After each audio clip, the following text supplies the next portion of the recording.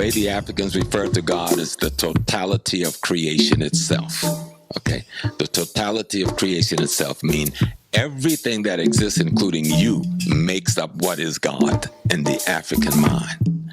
You're nothing more than an aspect of God having your peculiar experiences as a part of the greater whole. The consciousness of that relationship that makes you spiritually aware. See, what the white man has done is dumb us down, and he's cast God in his image so that we see God only in the context of a white man's possibilities. That's not an African notion of God. You've got to tell it often enough. They didn't know what they know now until somebody told it over and over again. All religion is nothing but a path to understanding divinity. And divinity is nothing but a knowledge of cosmology and ecology and your relationship to it and this relationship to you. I mean, most human bodies break down to over 400 elements and minerals. Every one of those elements and minerals can be found in the rest of the cosmology and the rest of the ecology. So you have diamond in you, you have gold in you, okay? You have manganese in you, you have iron in you, you have tungsten in you. You don't think the iron in you talk to the iron in the ground? Or let the manganese in you talk to the manganese in me? The only reason we don't understand because we embedded in white people's ignorance, you know? So we don't know how to make relationships no more. Even when it happens, when you meet a woman, like when you met your wife, something attracted you to her. It wasn't just her looks. It wasn't just desire for sex. Something, because there was a bunch of other women around who you could have been attracted to. Something attracted you to her, and something attracted her to you. And that's what you've got to find. See, when you find that thing, that's when you find the God in you, and you find the God in her. See, it's the God in you that recognizes the God in your mate. And that's when you become one. Seek knowledge, and then teach the knowledge you have. But be willing to learn, and be willing to say, the one thing I know is how much I don't know. And then open yourself up to know more than you knew before. We need to just learn how we are. We are an old people. And it is likely that the civilization in the Nile Valley is not 5,000 years old. It may prove to be over 800,000 years old, with some new information that's come out about the age of the Sphinx. Well, if the Sphinx is 800,000 years old, just to get to the consciousness to build such a thing, you had to be around civilizing for a couple of 100,000 years. And so we're an extraordinary people who've been here for an extraordinary long time doing some extraordinary thing. Now we're getting our behinds whipped because we've forgotten who we are. And we're busy trying to be the thing that is kicking our behinds. Now, the way to defeat our enemy is to stop being our enemy. Kill the enemy within, and the enemy without dies. It's that easy. And that's why it's important to have the knowledge that we are trying to bring to one another, me to you and you to me, every day. So we can grow our families, grow our neighborhoods, grow our community, grow our nation, grow our race back to what it should be. Talk about the God, deity, and Kemet like they were white people having this conversation. They didn't talk about it that way. Language, Kemet, the language of Kemet is just like any other language in Africa. So what we are doing is kind of in error. We're calling these things gods. They did not. These are elements and forces of nature. Shu is the wind. Geb is the earth. Nut is the elements in the skies. They're not talking about gods. They're talking about integral aspect of the totality of divinity. And that each of these aspects has a function that makes up divinity. Divinity is every and all things at once, including you. And that's all they're saying. To understand this is to become wise. You know, not to understand this is to remain a slave. If you listen to my tapes, you got to remember, I've been speaking for 50 years. Yes. I'm talking 50. I've been giving lectures and teaching for 50 years. So I'm not new at this. I've walked with Dr. Ben, Dr. Clark, Dr. Carruthers, Dr. Hilliard. Before them, I walked with Kwame Ture and Rap Brown, the Secor brothers in the Black Panther Party. Before them, I walked with Adam Powell and Sunni Malik and Sonny Carson and Brother Willie Stocks. And so I've been out here like a long time, and I've been blessed by the ancestors and the gods that I'm still here. And if anything I got that's worth anything and that I can give to you, I'm giving. Don't mean I don't make mistakes. I got a lot of stuff wrong, but I think I also got a lot of stuff right. I will make mistakes because I'm human. I have emotional response like you. I get pissed off like you. I get it wrong like you sometimes. But the one thing I will not do, I will not stand down nor stand back. And so years ago, I made this statement, maybe 30 years ago, that Judaism, Christianity, and Islam are mere fragments from the periphery of the African cultural and spiritual system.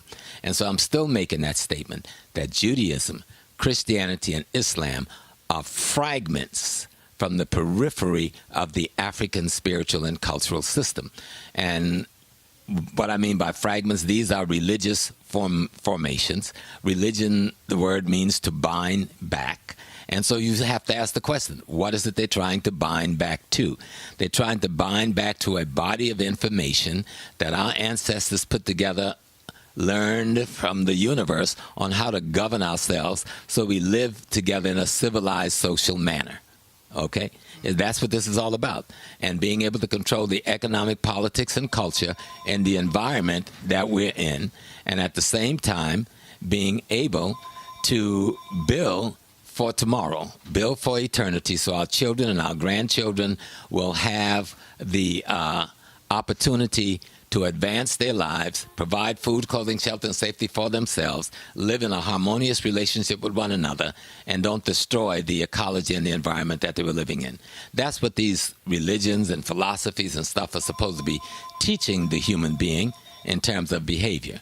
And so once we get that straight and understand what it is we're talking about and move away from the personality cults and move away from the worshiping of human beings as gods and begin to understand that what we are trying to do is learn and implement principles in our daily lives, both in our personal lives, in our family life, in our extended family life, and our greater social and cultural lives. And once we get that clear, it's easy to look around and see what the fragments and pieces are. Once you've learned your history and you know how your whole body looks like, you'll know what a finger from your body looks like when you see it. You'll know what a foot from your body looks like when you see it. You'll know what a footprint from your body looks like when you see it. And so these other instruments of socialization that we call religion, a mere fragment, philosophical and ideological and spiritual fragments from the periphery of the African spiritual system. And so today I'm going to be looking at just more a survey. It's not that in-depth, a history of Christianity in Africa before the transatlantic slave trade, actually before the Catholic Church, all right, which people think is the mother of the churches, and before the Eastern Orthodox Church. Before any of these churches existed, what we are now calling Christianity in terms of form and belief existed in Africa for many, many, many thousands of years. So when we try to look at this thing called Christianity in ancient Africa, remember the term Christianity is a new term. It got applied around the 10th century A.D. Prior to that, nobody called this thing Christianity. Even at the 10th century, it was just beginning to get called that, and it didn't catch on until much later. But what they were talking about was African metaphorical teachings about ideas, principles, and concepts of how human beings should live and relate to the universe and relate to the rest of the ecology and environment that we live in. How we learn from the universe, how we learn from that ecology, and how we learn from that environment. And what we do to create a future for ourselves as we reproduce ourselves as our children.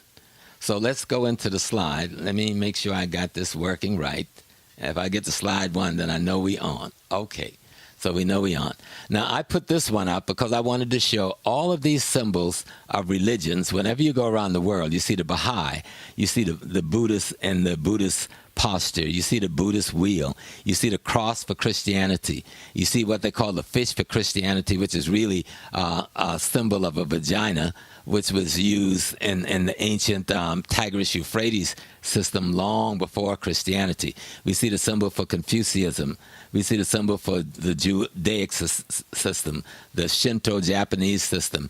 Again, we see the Star of David or the dog star out of Kemet for the Judaic system. We see the Hindu system, Islamic Islamic system, the Sikh system. Everybody's symbol for their system is there except the African symbol for their system. And I contend that the African symbol for what we are talking about, that we call our spiritual system and our religion, the African symbol is a man, a woman, and a child. A man, a woman, and a child, who we call in ancient Kemet Asar, Aset, and Haru, who the whites have misunderstood, misrepresented, miscopied, called Jesus, Joseph, and Mary. And so that symbol of man and woman and child represent the continuity of life. You cannot have life unless you have two opposite sex that have an intercourse, and a sperm and an egg is passed, and you produce a replication of yourself, which is your eternity, because that is your future. And that must be constantly replicated in every generation in order for life to go on. And so that, as far as I can see, is the symbol that we projected to represent the greater part of how we understood reality. Now, if you look, now this is a writing system that's older than any other writing system in the world, except the ones down in ancient Sudan and in the Great Lakes area, out of which this one comes. And so look here, the cross. Thousands of years before Christianity, there's the cross, which they claim they use as a symbol because of Jesus' dying. So just this one photograph shows that whole concept is a fraud. So just to kind of get you started. So you can look with your eyes and see things, simple little things, that people sort of like think they can say it because we don't have any information. But once you get a little bit of information, you go like, oh, something's wrong with that picture. And then we come here, the pyramid text, the oldest written religious text in the world. At least the oldest written religious text known to the world, because they just entered the Great Mount in Sudan, the Great Temple Mount in Sudan, and they found a whole nother set of writing there that precedes and predates these writings, and I'm pretty sure that they were religious writing. But to us to date, the oldest known text is this one in the tomb of Eunice. But even here, it wasn't new. This was somebody repeating an older text. And so in this text, what the Europeans call the book of Genesis, much of the elements of what they call the book of Genesis is found in this text. Okay? And in this text, you find God saying, I created myself out of myself. I caused existence to exist so that I might exist. And then this God, who is called Amun, that which is unknown, then says, I hicker.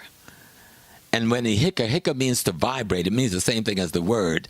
And I hicker and I produce others. So he produces Ptah. But look at Ptah now. No, first he produces Ra. Now Ra is symbolized by the sun. That means energy. And then he produced Ptah. Ptah is symbolized by a mountain. That means matter. So now I've produced matter and energy. And he came into being out of Nun, which is water. So now you got water, you got matter and energy. And in Nun, the Nun out of which this God arrives is black and in darkness. So now you got darkness, but with Ra, you now got light. So out of the darkness into the light. So just like David looked at it later and said, let there be light. He says, I hicker and I created these. And then he said, I cough up Shu and I spat out Tefnut. Shu means the air. Tefnut means the moisture. And then Shu and Tefnut, which is female and male, positive and negative, would produce twins. Those twins would be called the earth and the skies, or the heavens, Geb and Nut. And then Geb and Nut would then give birth to the first humans. Then we're talking about Asar, Aset, Set, and Nephthys, and on. So that Genesis story that they're using is our Genesis story. Okay? So that's what I mean when I say they are fragments from the periphery of our tradition. And then when God got through making everything, our God, meaning Amun, or whatever name we call him, Atum, whatever names are just descriptions of something, descriptions of characteristics of behavior. And then it says, having done all these things, having created all that my heart desired, I then expanded in it, which means everything that is also not only of me, but is me. So we are indeed, according to our tradition, God, the divine, having the human experience. Or more clearly put, we are expressions of aspects of the divine essence having the human experience.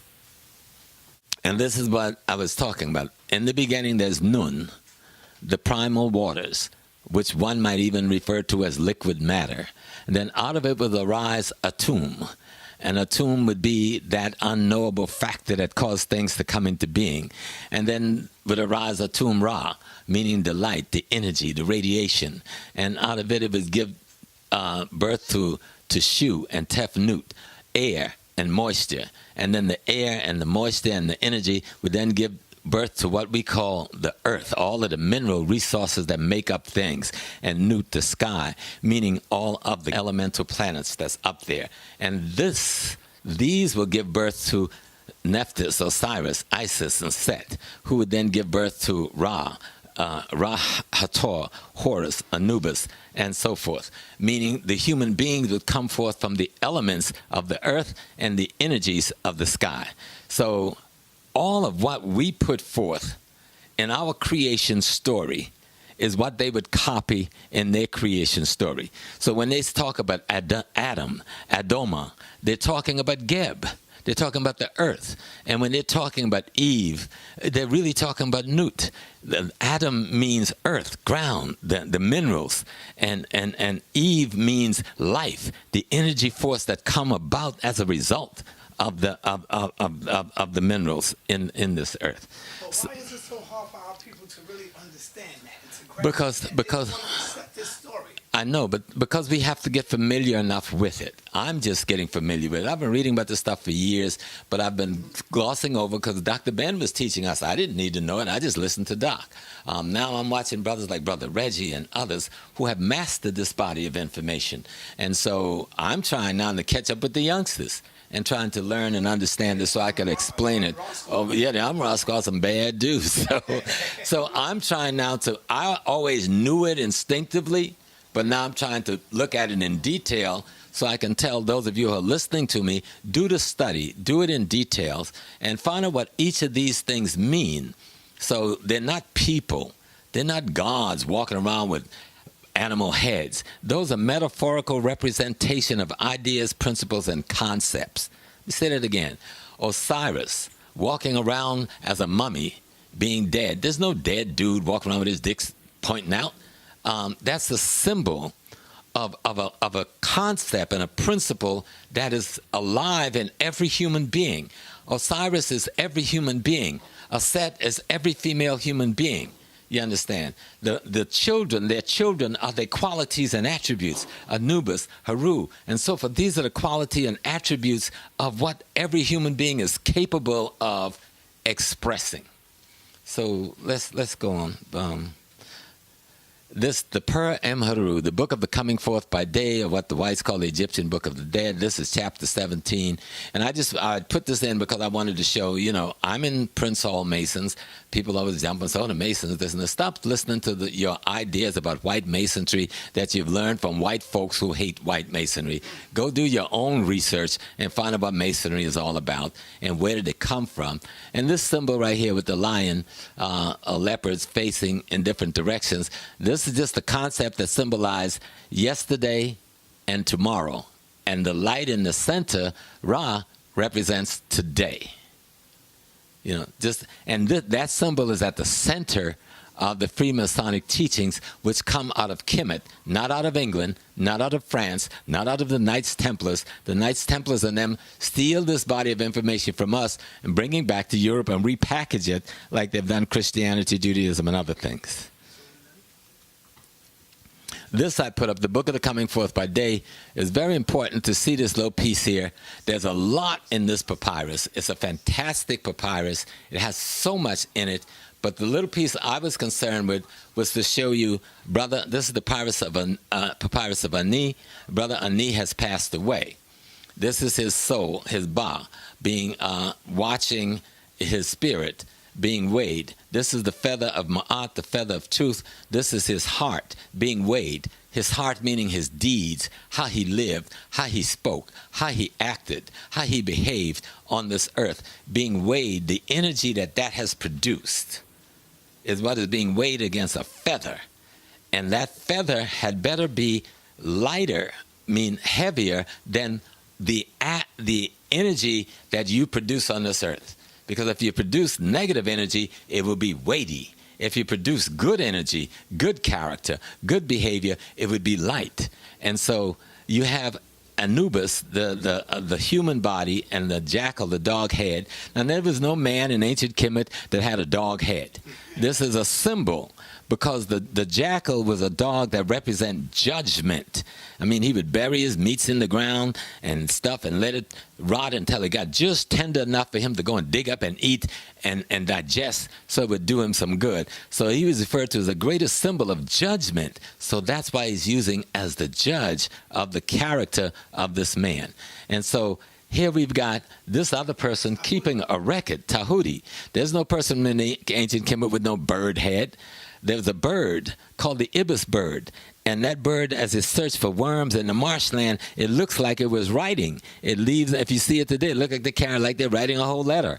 So it became the symbol of how we carry on calligraphy or writing.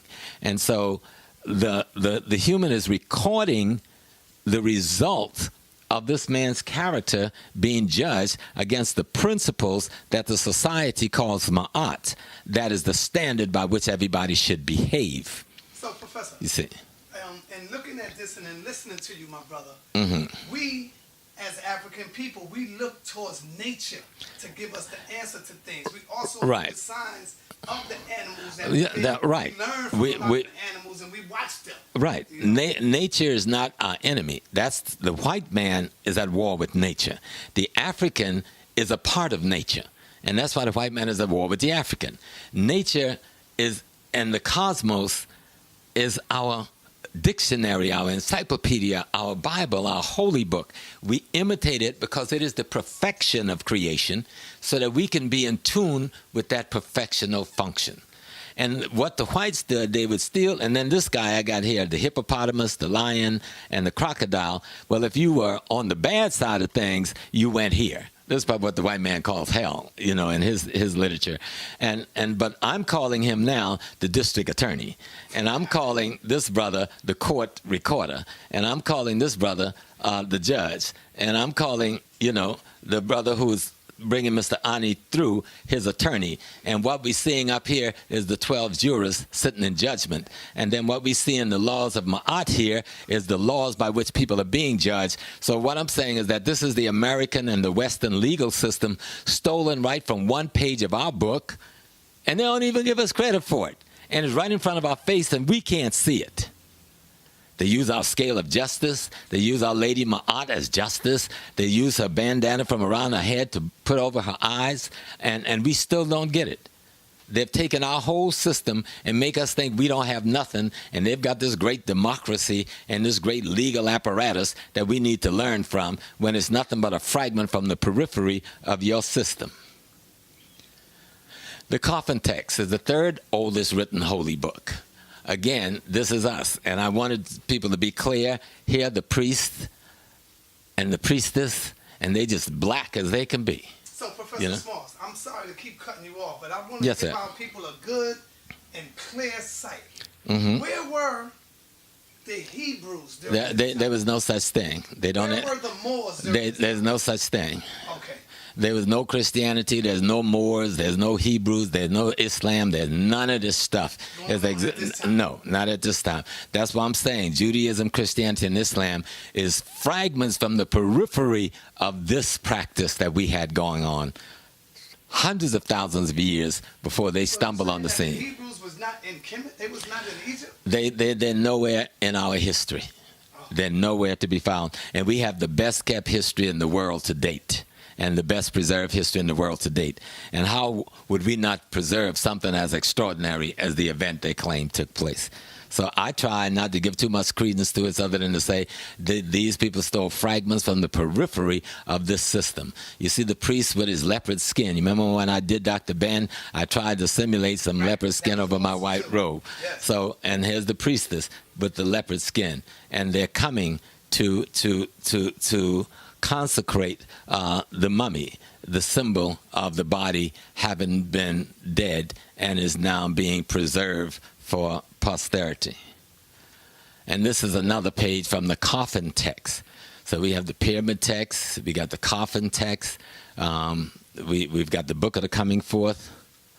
This is the 11th hour of the book of Gates. This is the fourth oldest holy written books. Now, these are all of our holy books written. There is no Bible yet. There is no Torah yet. There is no Quran yet. And here's all of these texts that we have written talking about life, talking about time. If you would count these, you would see we were already into the 24 hours. We were into the 12-hour cycle. We were already into the 365 plus days of the year. We were already studying the stars, studying the relationship between the stars and other things here on Earth, studying the relationship between man and energy from around the cosmos, our interrelationship with life and death.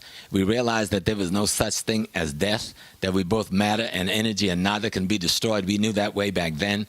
We knew that when we had our babies, that we did not have babies. We simply recreated ourselves as an extension of ourselves. So each child that comes out of a human being is that human being deposited themselves into the future. That's our culture. Again, from the Book of Gates, another page. I just want to show we had these books.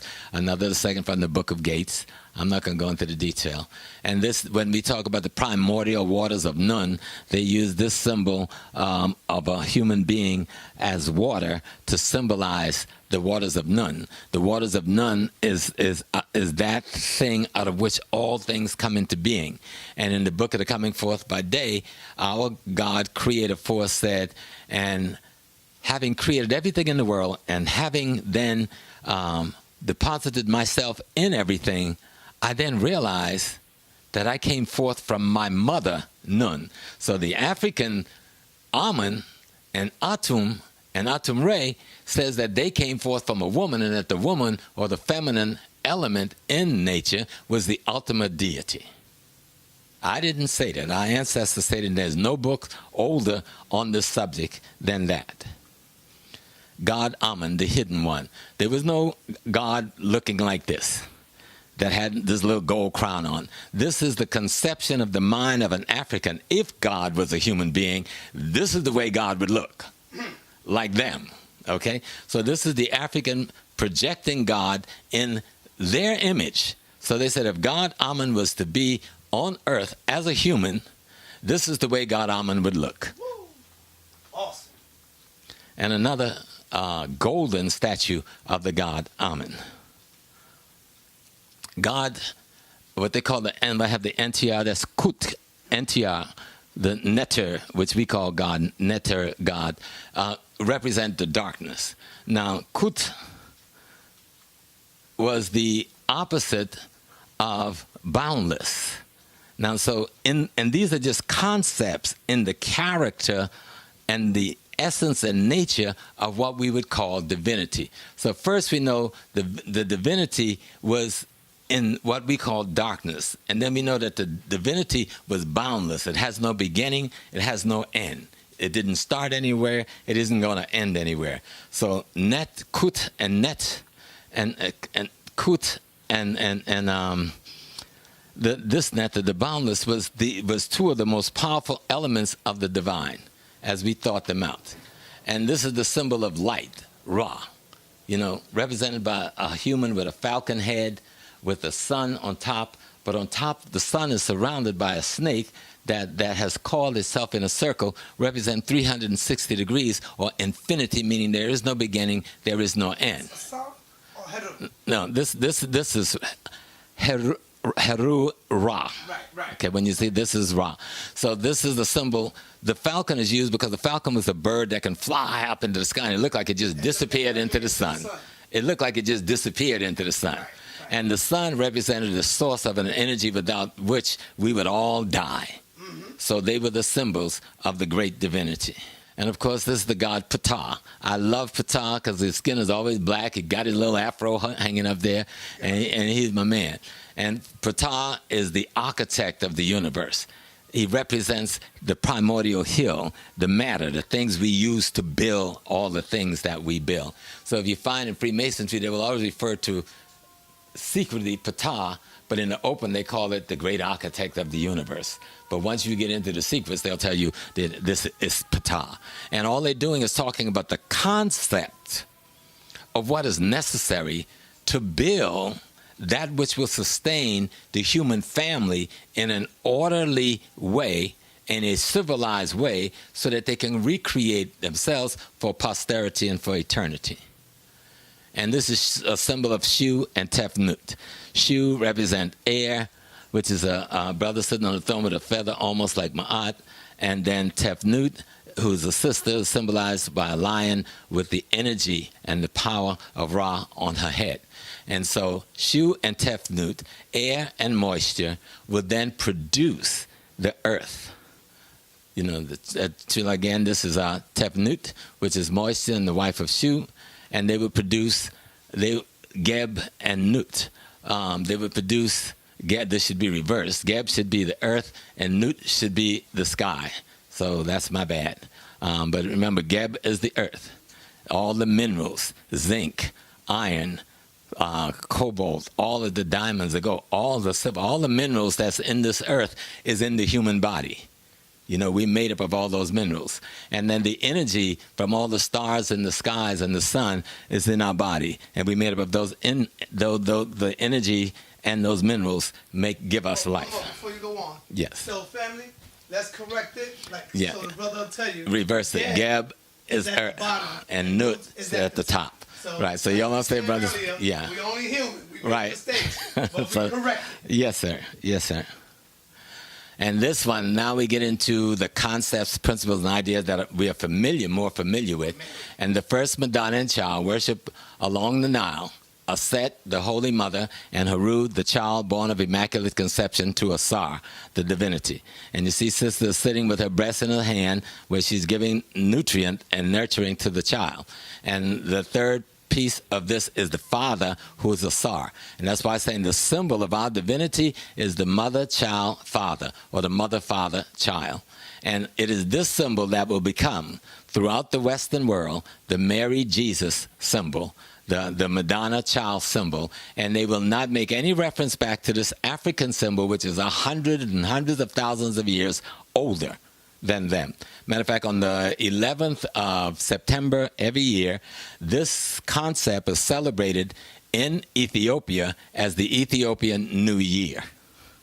It is the biggest celebration in Ethiopia. And this is Asar. Look at them. This is the way we carved them back in the day. We knew we was black, so our God could only be black. This is the way we saw Asar looking. And he's carrying the shepherd's staff that later Christ would carry, because this would become the Christ character in the Christian tradition. And this obelisk, which we see in Washington, D.C., a copy of it in Washington, D.C., is the symbol of this Tekenu, which in our metaphor, when he was killed and lost his capacity to produce, that woman was able to cause him to get a hard-on like granite stone. And he then was able to reproduce God itself. So it is saying that we never die. This is about no death.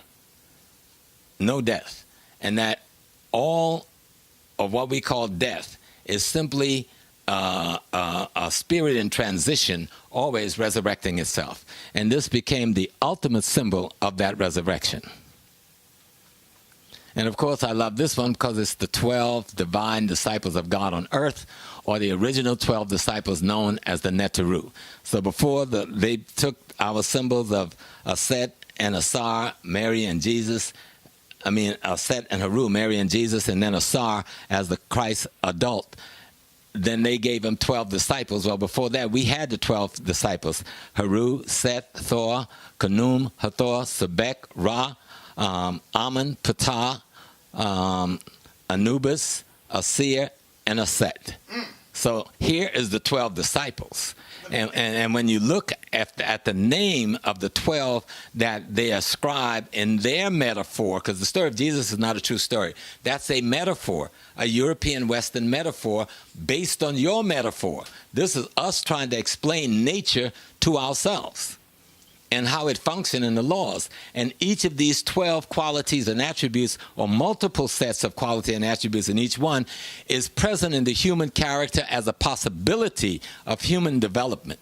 And if you understand that that's what religion and spirituality is supposed to do, is give you the tool to develop within your character any one of these multiple strengths that we call the netters, and they call disciples. The ancient Egyptians, of course, were black. And I put this picture up there because it's so beautiful, with the sister with her locks. And they weren't called dreadlocks. Dread is a British word. The British didn't exist yet. The English language didn't exist yet, so they couldn't have been called dreadlock. Dread is a British word that means fear. And in Jamaica, where they encountered it in other parts of the Caribbean, the priest class that was waging war of independence out of slavery, they all wore their hair in locks then, as they do in Africa today. And the British said, we dread the lock-haired ones. And from that, we got the dreadlocks. But it was the white man saying we dread the lock-haired ones. But you can see the lock-haired ones was there from the beginning of time. And of course, we didn't have no comb or brush. The hair would naturally dread. Or lock. Sorry. See how I made the same mistake? So, African Americans, we're nearly 7 million people. All of us will not move anywhere. Most of us will not move anywhere. I don't think 10% of us will move anywhere. But what we need to do is to interact with our motherland, the richest continent on earth. We're sitting here wondering whether we should go to Africa. Well, the Chinese is there moving the riches out of Africa. We're sitting here wondering whether we should go to Africa. The Japanese is there exploiting and moving the wealth out of Africa. We're trying to figure out whether Africa is important. The American corporations are there extracting the gold, the diamond, the cobalt, the manganese, and the wealth out of Africa. No. We need to, Malcolm said, we didn't lose our name. What he said, he didn't lose your name, you lost your mind. We've lost our mind. Africa is the richest place on earth. It is one of the most underdeveloped pieces of real estate on the planet. You want to create a new nation? You want to create a new world? Go help them create that new nation. Help them create that new world where your grandkids and great-grandkids can be born and grow up free. Why stay here just to complain about Jim Crow? Maybe this generation here won't go. But let's hope our grandchildren and our great-grandchildren say, we want to build our corporation in Ghana, Nigeria, Cameroon, Togo, okay? We want to raise our family in a community where people treat them like human beings. And you can walk your street without fear of being shot down by a stray bullet or beat to death by the law enforcement mechanism that's supposed to be protecting you, and a government that won't act on your behalf. No, Africa offers us everything we say we want. And like I said, we know it's unrealistic to think that most people will move.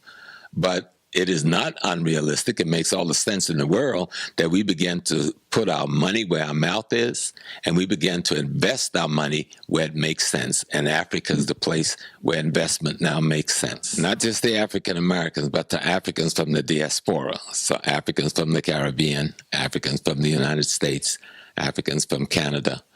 And this is a struggle that's been going on since Kwame Nkrumah, 60 years ago, led the revolution that freed the country. And so when that happened, you had people like Maya Angelou, you had people like Dr. Lee, you had people like W. Du Bois, you had people like, any number, Julian Mayfield, and other African Americans who went to Ghana with Nkrumah to help build the new nation. Dr. Martin Luther King went there and was with him in 1967, something most people don't know. And when Dr. King returned from Ghana, in 1967, after the independence rally, he wrote a speech called The Birth of a New Nation, an extraordinary speech which everybody should go online and get and read, because you'd forget about that habit, I Have a Dream, if you read this speech from 1967 after he returns from Africa. So the significance of giving the citizenship, African Americans especially, and other Africans in the diaspora have been fighting for that for decades. And we have even fought with the African unions to get it, maybe give us a special African Union passport. Other nations have made offer, but nobody has done it. So Ghana has opened a door. Ghana has led the way and give citizenship without any pre-qualification other than the basics to formerly enslaved Africans, and says you can be citizens in this land. The significance of that is that the door has been opened now for every other African nation to do the same thing, and I'm sure others are going to follow. And with that's going to come many African Americans who will be comfortable enough, especially those with large sums of capital, to begin to invest their capital in Africa to build the African infrastructure and develop those nations. That is the hope, that we would begin to develop a new relationship.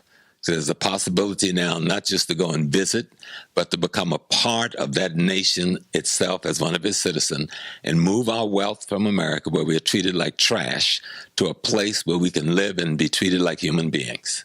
And I think that's a great part of what the significance is.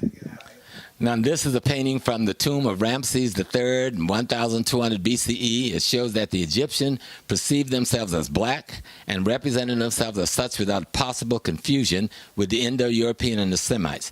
This is a representation of the races in minute detail, which guarantees the realism of the colors. Throughout the entire history, the Egyptian never dreamt of representing themselves by type B or D. This is B, the Asiatic type, and D, the European type. And this comes from the book by Cheikh Anta Diop, Civilization of Barbarism, by Cheikh Anta Diop on page 66. So the Egyptians saw themselves as black, and this is on the wall of the tomb, and they saw the rest of the Africans looking just like them, and it was just as them. They saw the Asiatic type or the Eurasian type looking like this, and they saw the European type looking like this, and they painted on the walls, and they left it there to this day. So let's not be confused anymore, wondering who was who and what was what.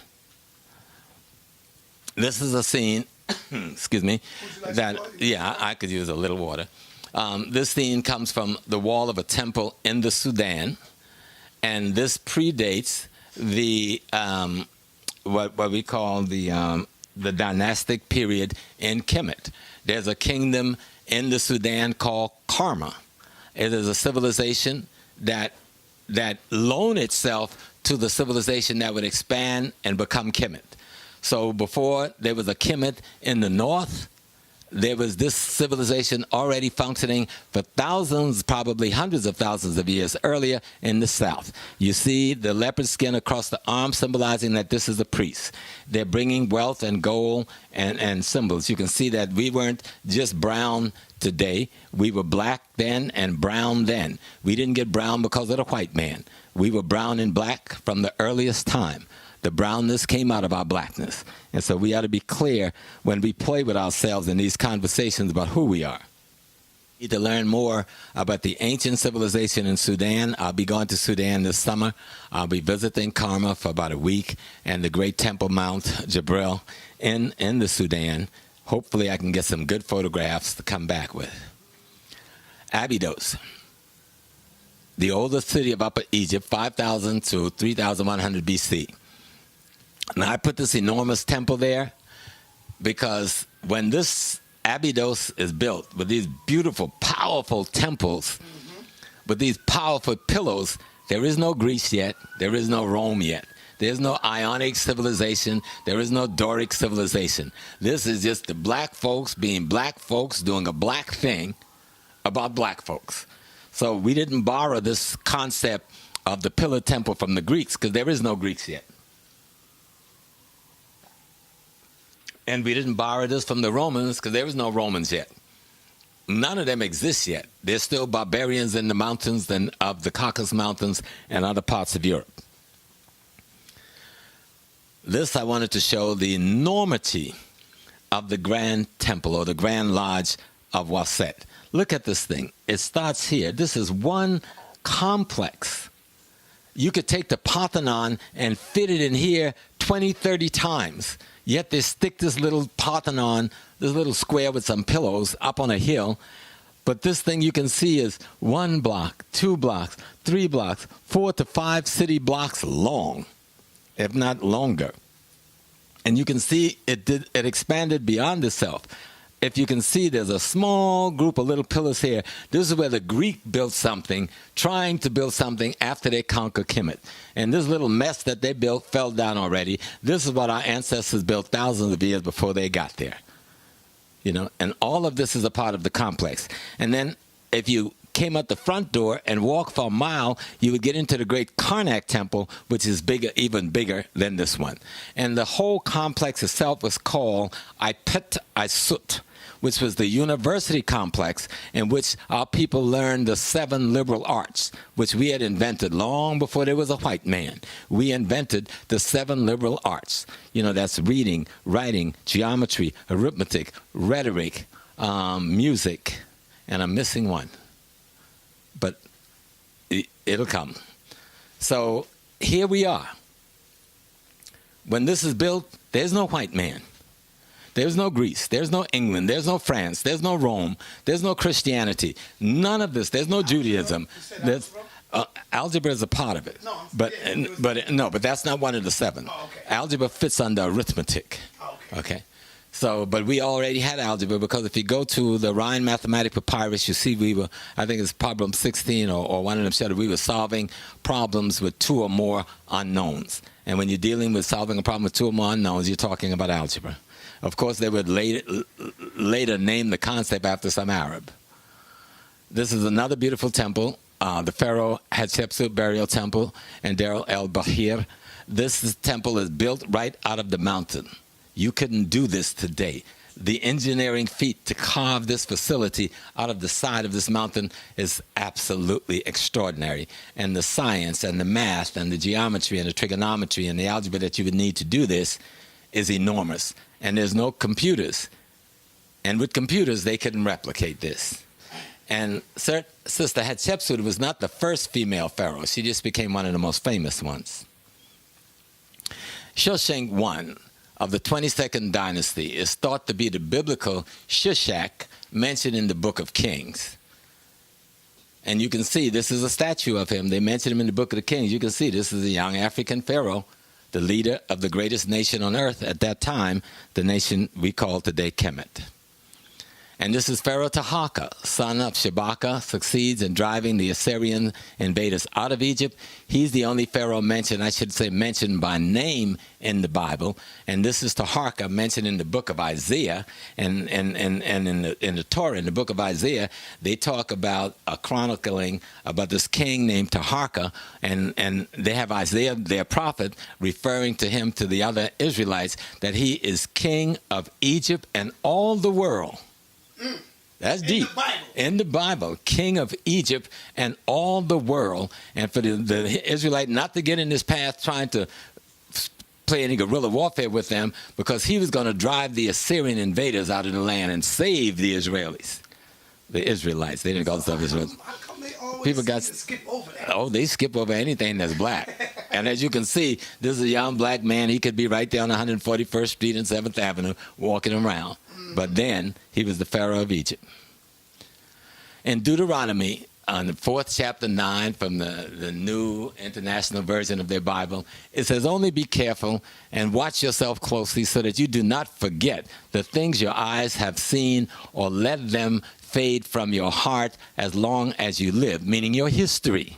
That's the things your eyes have seen. Teach them to your children and to their children after them. So how dare these people tell us not to teach our history, not to teach black history, not to teach African history, when the very book they claim they're worshiping tell them to do just that. Now Canaan, the land that they call Palestine or Israel today, this is Canaan, the god El, and a Canaanite woman. Is that black enough for you? and look at the God. Is he black enough for you? Now, this is the God of the Canaan people before the crackle, and they lie to us and tell us like they don't know who the Canaanites were. These some exile Hebrew musician relief from Nineveh, 678 BC. I hope you can see it well enough that these are clearly African men with these nose and these lips, and they're wearing their hair in the locks. And then we go to the next one. These are ancient Hebrews being taken into captivity by the Assyrians from the palace wall at Sennacherib. And this is from 680 BC. Again, you can see the Assyrians are white. They got long hair. And then you can see the Hebrew captives have nappy, little round, dotty hair. So, that is a group of Africans. We can go into detail, but I think Brother Reggie and them have handled that very well. I'll leave that to Brother Polite. But I just wanted to show you the symbol that just like the Moors were black people, the Hebrews were black people, the nation of Kemet were black people, the nation of Karma were black people, and now crackers have begun to seep down into our land with their war machines, and we're getting captured. An Ethiopian Hebrew today living in Ethiopia. You can see how she looks. And this I put this up. This is the Temple of Solomon. That's supposed. This is only an artist's recreation of what this temple must have looked like. I put it up because these two pillars in front is the symbol of all Masonic lodges in the world. You will not walk in a Masonic lodge except that you walk between the two symbols.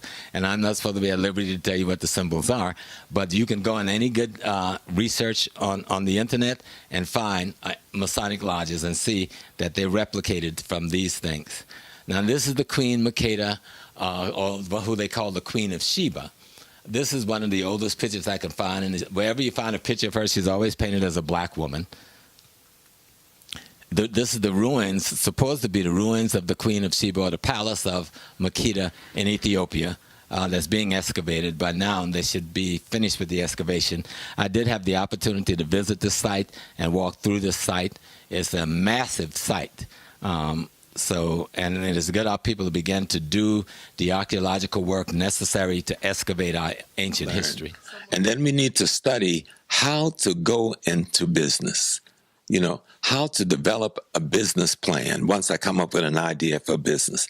And today, again, that computer is magic, because that computer will show you how to outline and work your business plan. And you can see other ways to get help. Be willing to save your money. Get on a plane and go visit one of these places for 2 weeks. See what is there. See what it takes to buy land or to lease land. See what the countries are offering for investment in their stock markets. Like Ghana hasn't lost a point in their stock market in 15 years because of the gold and the diamond that Ghana has. Ghana is paying 27% on the dollar, somewhere between 23 or 27% on the dollar at any given point. So you can just go over there and kind of leave a few $100, a few $1,000s in the bank and be looking good next year, But we don't think of Africa in that regards. But we need to begin to look at Africa in that way. What kind of mineral can we invest in Africa? What kind of petroleum sector can we invest in Africa? What kind of Africa have some of the sweetest and most beautiful pineapples in the world. Unfortunately, most of it rot on the ground because it doesn't have a marketplace abroad, because to ship it is too cost effective and there's no factory there. So why don't we go and build a factory in Ghana, for instance, that processes pineapple juice and do can and bottle pineapples and make other pineapple products.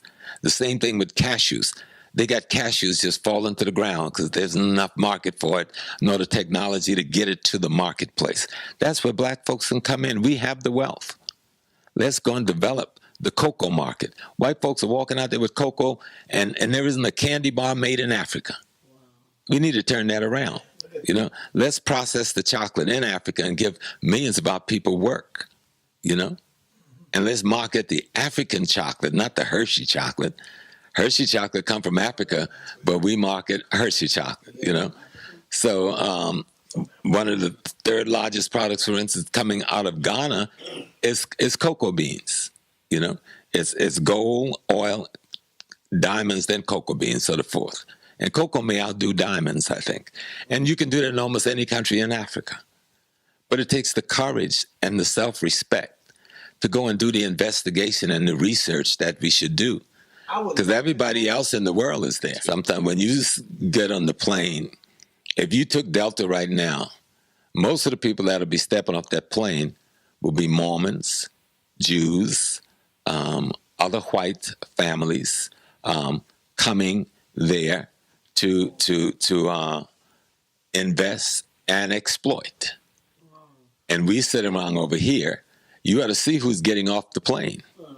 You know, if you want to save your ancestral land, you really love Mother Africa, it got to be more than a conversation. It's got to become a part of your reality. It isn't that many problem, it's that there is not the connection. For the same reason the African Americans are not connected. It's the same reason the Africans from the continent and the African Americans are not connected. The same reason the African from the Caribbean and the African from the continent are not connected, because we are the product of the last, some of us, 4 centuries of enslavement by a very vicious genocidal process. And that didn't just happen off of the continent of Africa. It happened on the continent of Africa as well. They call it colonialism, but colonialism is nothing but a cute white name for slavery. And so slavery in Africa on the continent is just ending. In some places, it hasn't ended yet. So most brothers from the continent of Africa know absolutely nothing about slavery, absolutely nothing about us, absolutely nothing about the Middle Passage, absolutely nothing about Jim Crow. And so they know about America and its wealthy and its opportunity, so they come here seeking that. Then they get here and they discover there's millions of other Africans here who had another kind of experience, which I know nothing about.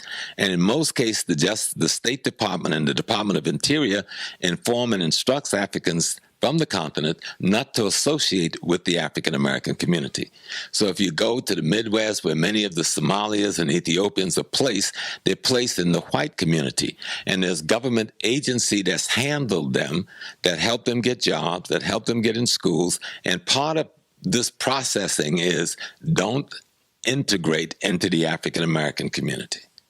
That's real. And that's a big part of the problem. But there are many Africans who have ignored that and have come in and worked with us and become a partner and a part of the communities we live in, for as much as those that don't. What we have to do is keep struggling around building organizations and building bridges organizationally between the varied communities to get rid of the ignorance. Because just like we don't know about our history, Africans from the continent know less about their history. They're still studying the same colonial curricula that they were studying 50 years ago when the British had its troops there, and the French still have their troops there, and the Portuguese have their troops there. Those curricula that they put in place where they demean and degrade Africans is the curriculas that are still in place, just like we have over here. We have an anti-Black curricula in most of American schools. They have an anti-African curricula in most African schools. Yeah, someone asked the question, how did we fall? We came up against animals. We came up against people who came out of war cultures. We came up against people who didn't love human life, who didn't believe in the divineness of the human being. And for the want of things, for the want of some gold, for the want of some wheat or barley, they were willing to murder human beings. So they came upon us with a war culture and the war machine with spears and arrows and swords, things we didn't yet have. We would get those things and go back at them, but we would never become as good a killers as they are, because their value on human life versus our value on human life is completely different. And that's why they just came in and slaughtered men, women, and children. That was something we couldn't do. You know, in the war, even when Brother Ramses and Brother, the brother of Hatshepsut, even when they took the war all the way back to Turkey, they gave them peace. It's okay, we done whipped your ass now. Stay home in your land with your people in peace. We're going to even give you some food and other things if you're hungry, and that's why you come to fight us. But we came up against a culture of murderers. We came up against a culture of rapists, a culture of barbarians. If there's a good book, Michael Bradley, The Iceman Inheritance, we must all read that book. because he talks about who the white man really is. This is a guy, when he's in the cave during the Ice Age, when the snow came and he couldn't find no food, he ate his women. He ate his women.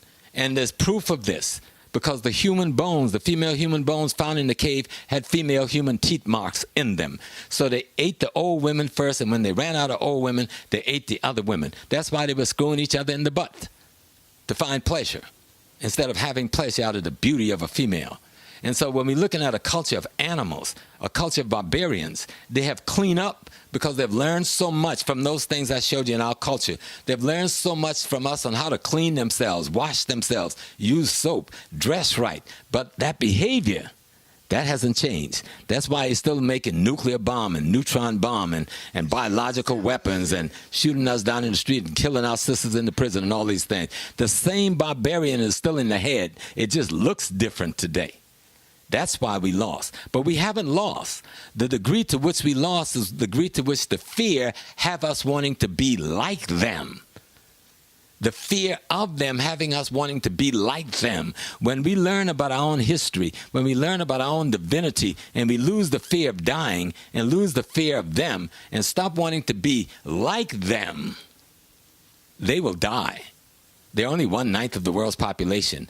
They only live because we are sucking at their titties and have them sucking at ours. When we stop that process, they will die. Matter of fact, all white nations, America included, right now is at minus birth rate, meaning more of their people are dying from natural death than they can give natural birth to. That's why they have so many pills and machines and all kinds of giving these artificial birth, adopting and kidnapping other people's children to infuse their blood system with melanin to keep themselves going. But we need to just pull away. We need to stop trying to imitate them. Stop trying to be like them. We're going to be better murderers than them, better dope dealers than them, better profanity than them, better killers than them. Then how can we kill them if they have become us? And so that's what the spiritual warfare we're in now is about. That's what this discussion is about, is that our spirituality should trump their barbarism. The ancient city of Aksum in Ethiopia, it is in this complex here that this thing that the so-called Hebrews call the Ark of the Covenant, which they can't produce for nobody. The Ethiopians say they can't produce it because we got it. And each of the Ethiopian temples, this is another picture of that same, the modern part of that temple. And this is a close-up of the temple where they say this ark is being kept. There's a big electric fence around all of this, which we can't see in the photos, and soldiers with machine guns and stuff that guards us. So they got something up in there that they're not letting the world into. And in each of their temples, their churches, what they call their mother churches, they have a replica of that ark in the Holy of Holies, where only the priests can go. I put this here because we wanted to look at it again, refamiliarize ourselves, especially because tomorrow is going to be Good Friday. And last week you had Palm Sunday. And next Sunday you're going to have Easter. So this is the original African mother and child. This is the Ethiopian version of the black mother and child. And this is what we got coming out of Europe, the white mother and child, which have now been imposed on the whole world through the barrel of a gun. In the history of Christianity in ancient Africa, St. Catherine's Monastery in Egypt, which is south of Sinai, is 335 A.D. You remember, it's 325 A.D. when they come up with the Bible, right? When they start writing the Bible, they really don't come up with it for another 70 years or so. So here's this monastery, which is already there, and they don't even have a Bible yet. So what's this about? What are they teaching then? So they're teaching the same Kemetic body of information, and they're breaking it down to fit this modern people that have now invaded our lands via the invasion of first the Hyksos, 1700 BC, and then the Hittites, and then following the Assyrians, and then that's following the Persians, and then that's followed by the Greeks, and that's followed by the Romans. Well, none of them ever go back home after being defeated, so the remnants of these people are now in our land, and our elders and priests is trying to interpret our body of knowledge in a format to teach it to these invaders' children who are now being born and grown up in our land for centuries. You know? And then there's another great building, the ancient Coptic church. and the elders, which is the eldest of all Christian church. Now, the ancient Coptic church today is headquartered in Egypt. And I'm going to show you something on the next slide that should help your mind understand. The ancient Coptic church came about when Constantine called the Nicene Conference and called many of the brothers who was teaching this African spiritual wisdom together that was now under the Roman invasion and domination, to try to put together a document that would be common for the entire Roman empire. And that document comes out to be what we call the Bible today. And according to the Pope before this Pope, 7 of the 10 men writing that document were Africans. And so the Coptic Church, a brother named Arius and his followers, break away from that discussion in Nicaea that Constantine is having, because they disagree with the notion that Jesus is the Son of God and born to the earth, and God came down and walked as a man. They said that was ridiculous. They disagreed with that. Their concept was that all human beings have the potentiality of the divinity. And so they escape and they go back, they make it back to Egypt. Arius, their leader, will be murdered later on, but the movement that becomes known as the Coptic Church continues till this day. Now, this is the Coptic Church, Christ and his disciples being depicted as African. This is one of the oldest paintings of Christ and his disciples anywhere in the world, and it is in the Coptic Museum in Cairo. So just spend a little minute marinating on that, since this Easter thing is popping up. So here's how the Africans, before the Bible was even finished being written, depicted their teacher, who the West would later call the Christ, and depicted those who were the disciples of that teacher who would carry on his teachings. And this is in the museum, the Coptic Museum in Cairo. You can go see it today. There is no white painting of Christ yet anywhere in the world. There's no white painting of the Last Supper or disciples anywhere in the world for another 500 years. This is another picture from the Coptic Museum. This is the conception by righteous Anne. Anne is the most holy mother of the god. Saint Anna is the mother of the Virgin Mary, and was the youngest daughter of the priest Nathan from the Bethlehem, descended from the tribe of the Levites, and the Levites, of course, these are the people who were the priest class. And so in the African picture, there ain't no white version of Jesus yet anywhere in the world. In the Coptic Museum, this is Jesus, the black man with his fro, and this is his grandmama, okay, Anne. And he's giving her a hug. And this is how African is painting their metaphorical representation of their teacher before the crackers take it and turn it into their thing. And you can go to Cairo today, you can go to the Coptic Museum today, and you can see these paintings and many, many others. I thought this was such a beautiful scene. This is Ethiopian Christians celebrating, I think, the coming of spring, which the West call Easter. And so I just thought it was such a beautiful piece, them doing this, because when they're doing their thing, there is no Catholic Church yet. There is no Protestant church yet. There's no Luther Reformation yet. You understand what I'm saying? There's no Methodist, there's no Baptist, there's no Episcopal, there's no Catholic. None of that stuff exists, and yet we are celebrating this tradition, which goes back to ancient Kemet, and the metaphor that's expressed by Haru and his mother Aset, metaphorical mother Aset and father Asar, which comes from the pyramid text story of the beginning of creation. But we know if America's not going to be fair with 50 million of us that live here or 60 million of us that live here, why are they going to be fair with anybody in Africa? Yet our brothers and sisters in Africa think they got a special relationship with white people, and there's something wrong with why we look at the murderers and the rapists and the enslavers in the way we look at them. So that's something that has to be corrected with a knowledge of history and a knowledge of your culture and a knowledge of self. Most brothers and sisters from the continent have very little knowledge of their history and very little knowledge of their culture, just like we on this side have very little knowledge of our history, very little knowledge of our culture. Well, AFRICOM is simple. There's nothing complicated about it. It is the Americans' attempt to put military bases strategically all over Africa so that they can have their CIA and their military intelligence in place to intervene on the part of the American corporate structure who's there primarily, and the Israeli corporate structure, we must say, because you can't separate those two, that are in Africa primarily to exploit Africa of its natural resources. And so if you've got an American military presence like an AFRICOM, where your intelligence apparatus is all over the country, where you're training African people to be a part of your intelligence network, using money and status as the primary incentive, where you are putting your military people to train our military people, and then putting in place on the leadership of African military people that is controlled by the American military intelligence. That's what AFRICOM is about, to militarily control Africa, to militarily ensure that the American corporate structure will be able to continue to exploit Africa unabated.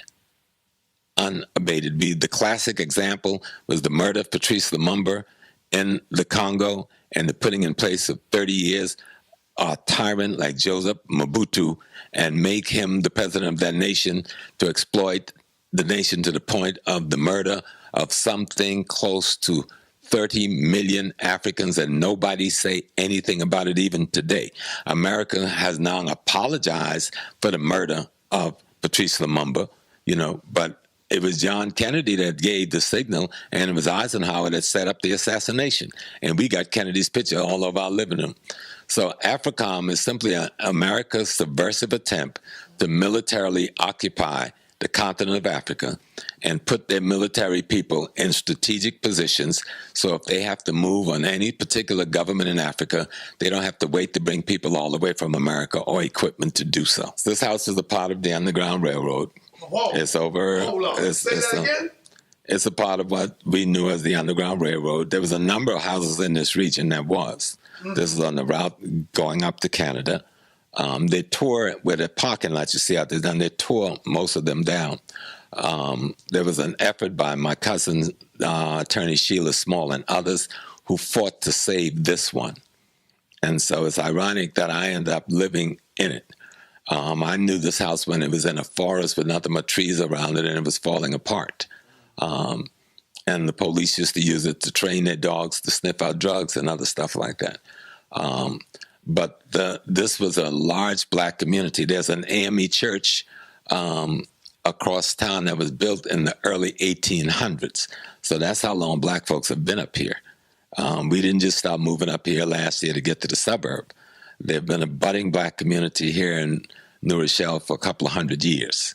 New Rochelle is 5 minutes out of the Bronx, just 10 minutes drive down, you in one of the largest black-dominated city in Westchester, Mount Vernon, where 75% of the population is black. If we go to the west, we get into the largest black population in Westchester County, Yonkers, New York. So there's always been this kind of myth where they only wanted to define the black population as being restricted to the urban inner city, or what they chose to put together as so-called ghettos. But there have always been blacks who lived out here on these farms and in the suburban and the farm areas that became suburban areas for centuries. And so this community we're in right here is called Rochelle Park. You can see it's right in downtown. Our home stood on an acre of land right in the middle of the town. And so there's the other 75 homes around me. And out of the 75 homes, 50 plus are owned by black families. So a lot of the myth people give about us and where we live is just mythology. This is a nice home for us. We have 8 children and we have 22 grandchildren. So this is a perfect nest for them. And they come and go all the time. I have 3 grandchildren. We had 6 living with us along with their parents. 2 of them are off to college, well, 3 in college, but 1 live right here at home. And the other 3 is here. We have other children who come and go depending on their situation. Things may be rough one day and they need to come hang out home for 6 months while they find a new job or do whatever else. That's what home and house should be about, There was only 1 black church during the time of slavery. Well, really 2. The African Methodist Episcopal Church, and then the African, what it was called, the Zion Methodist Episcopal Church. Okay, that was the two brothers from Philadelphia, Absalom Jones and Richard Allen, who broke away from the white Methodist Church, a Methodist or Episcopal Church. And most black churches, as the other church is called the African Baptist Church, but you'll only find the African Baptist Church, which is older than the AME Church, by the way.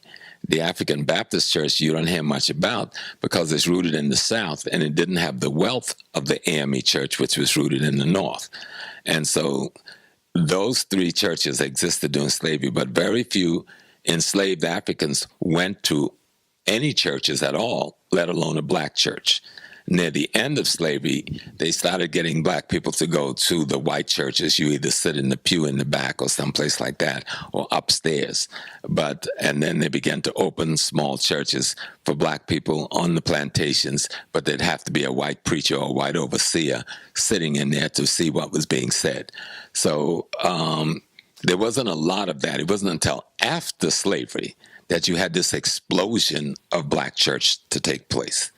See, and then that explosion of black church gave us a place where we could organize, and gave us a place where we could recreate the African village, which we had kept and retained in our heads. So the preacher became the chief of the village. The deacons became the council of elders. The church mothers became the queen mothers. Even the rituals in the church mimicked the rituals in the African village. Like all African village had an age group process where everybody 13 this year was processed into going through the rites of passage to become adults. Okay. In the Baptist churches in the South, everybody was 13 in any given year, was rounded up and brought into the church and tutored to come into the church as a member. And you had to go on something called the moaning bench, where you sat on your knees at this bench, either with blindfolds on or with your eyes closed, and you went to a ritual very much like the ritual you would go to today if you were initiated into the Yorubas or the Akan. And you had to get, they said, the Holy Ghost. In Africa, they said you have to become possessed. Okay, so these are not in white churches. These are African rituals in the black church. So the church became the African village. After the 1950s, then we began to get a lot of these trained theologian trained by white people, trained in white institutions, coming and taking the church over, and the church became a business for them and their families, and not an instrument to politically organize and train. One of the things the church did between slavery and the 1950s, the end of slavery in this country in the 1950s, the church provided the basic training. We couldn't go to no college. Very few colleges was opening. So the church was the one where people went to learn church and the lodge. And the lodge, Prince Hall, and the churches was in full partnership. And so this is where you went to learn secretarial skills. You learn how to sew. You learn to be a carpenter. You learn to be a plumber. You learn to be a brick mason. All of the critical crafts that we were using in our community at that time, learning bookkeeping and that sort of thing. These things you learned in those days through your church and through your lodge. So that's the kind of role the church was playing. It was the churches that was establishing the credit unions that became the first black banks.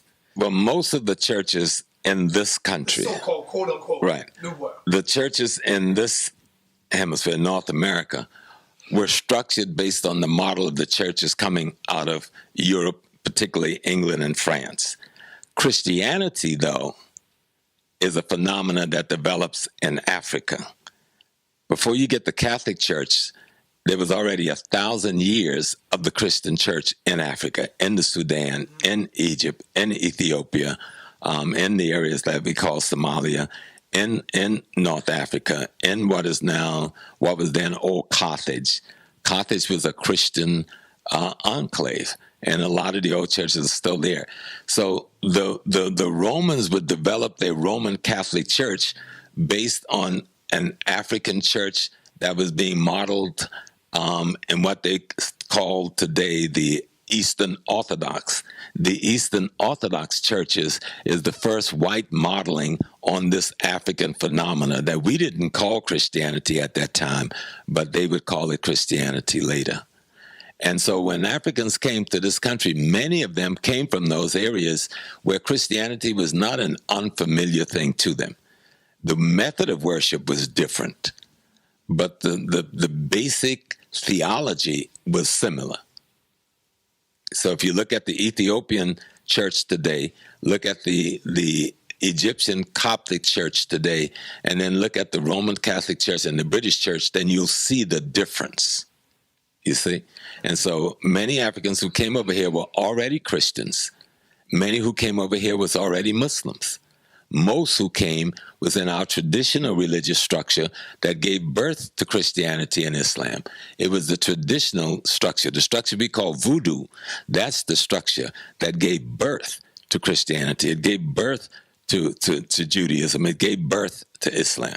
I'm glad Donald Trump is the president of the United States. Hold on, Smalls. Let me tell you. Bang on you for that now. And I can bang back, and I'm a bigger banger than most people out there. Why are you glad that Donald Trump is the president? Because would you want the Zionist Jewish harlot whose husband put into place minimum sentencing act that put more of our brothers in the penitentiary than was put on the slave ship?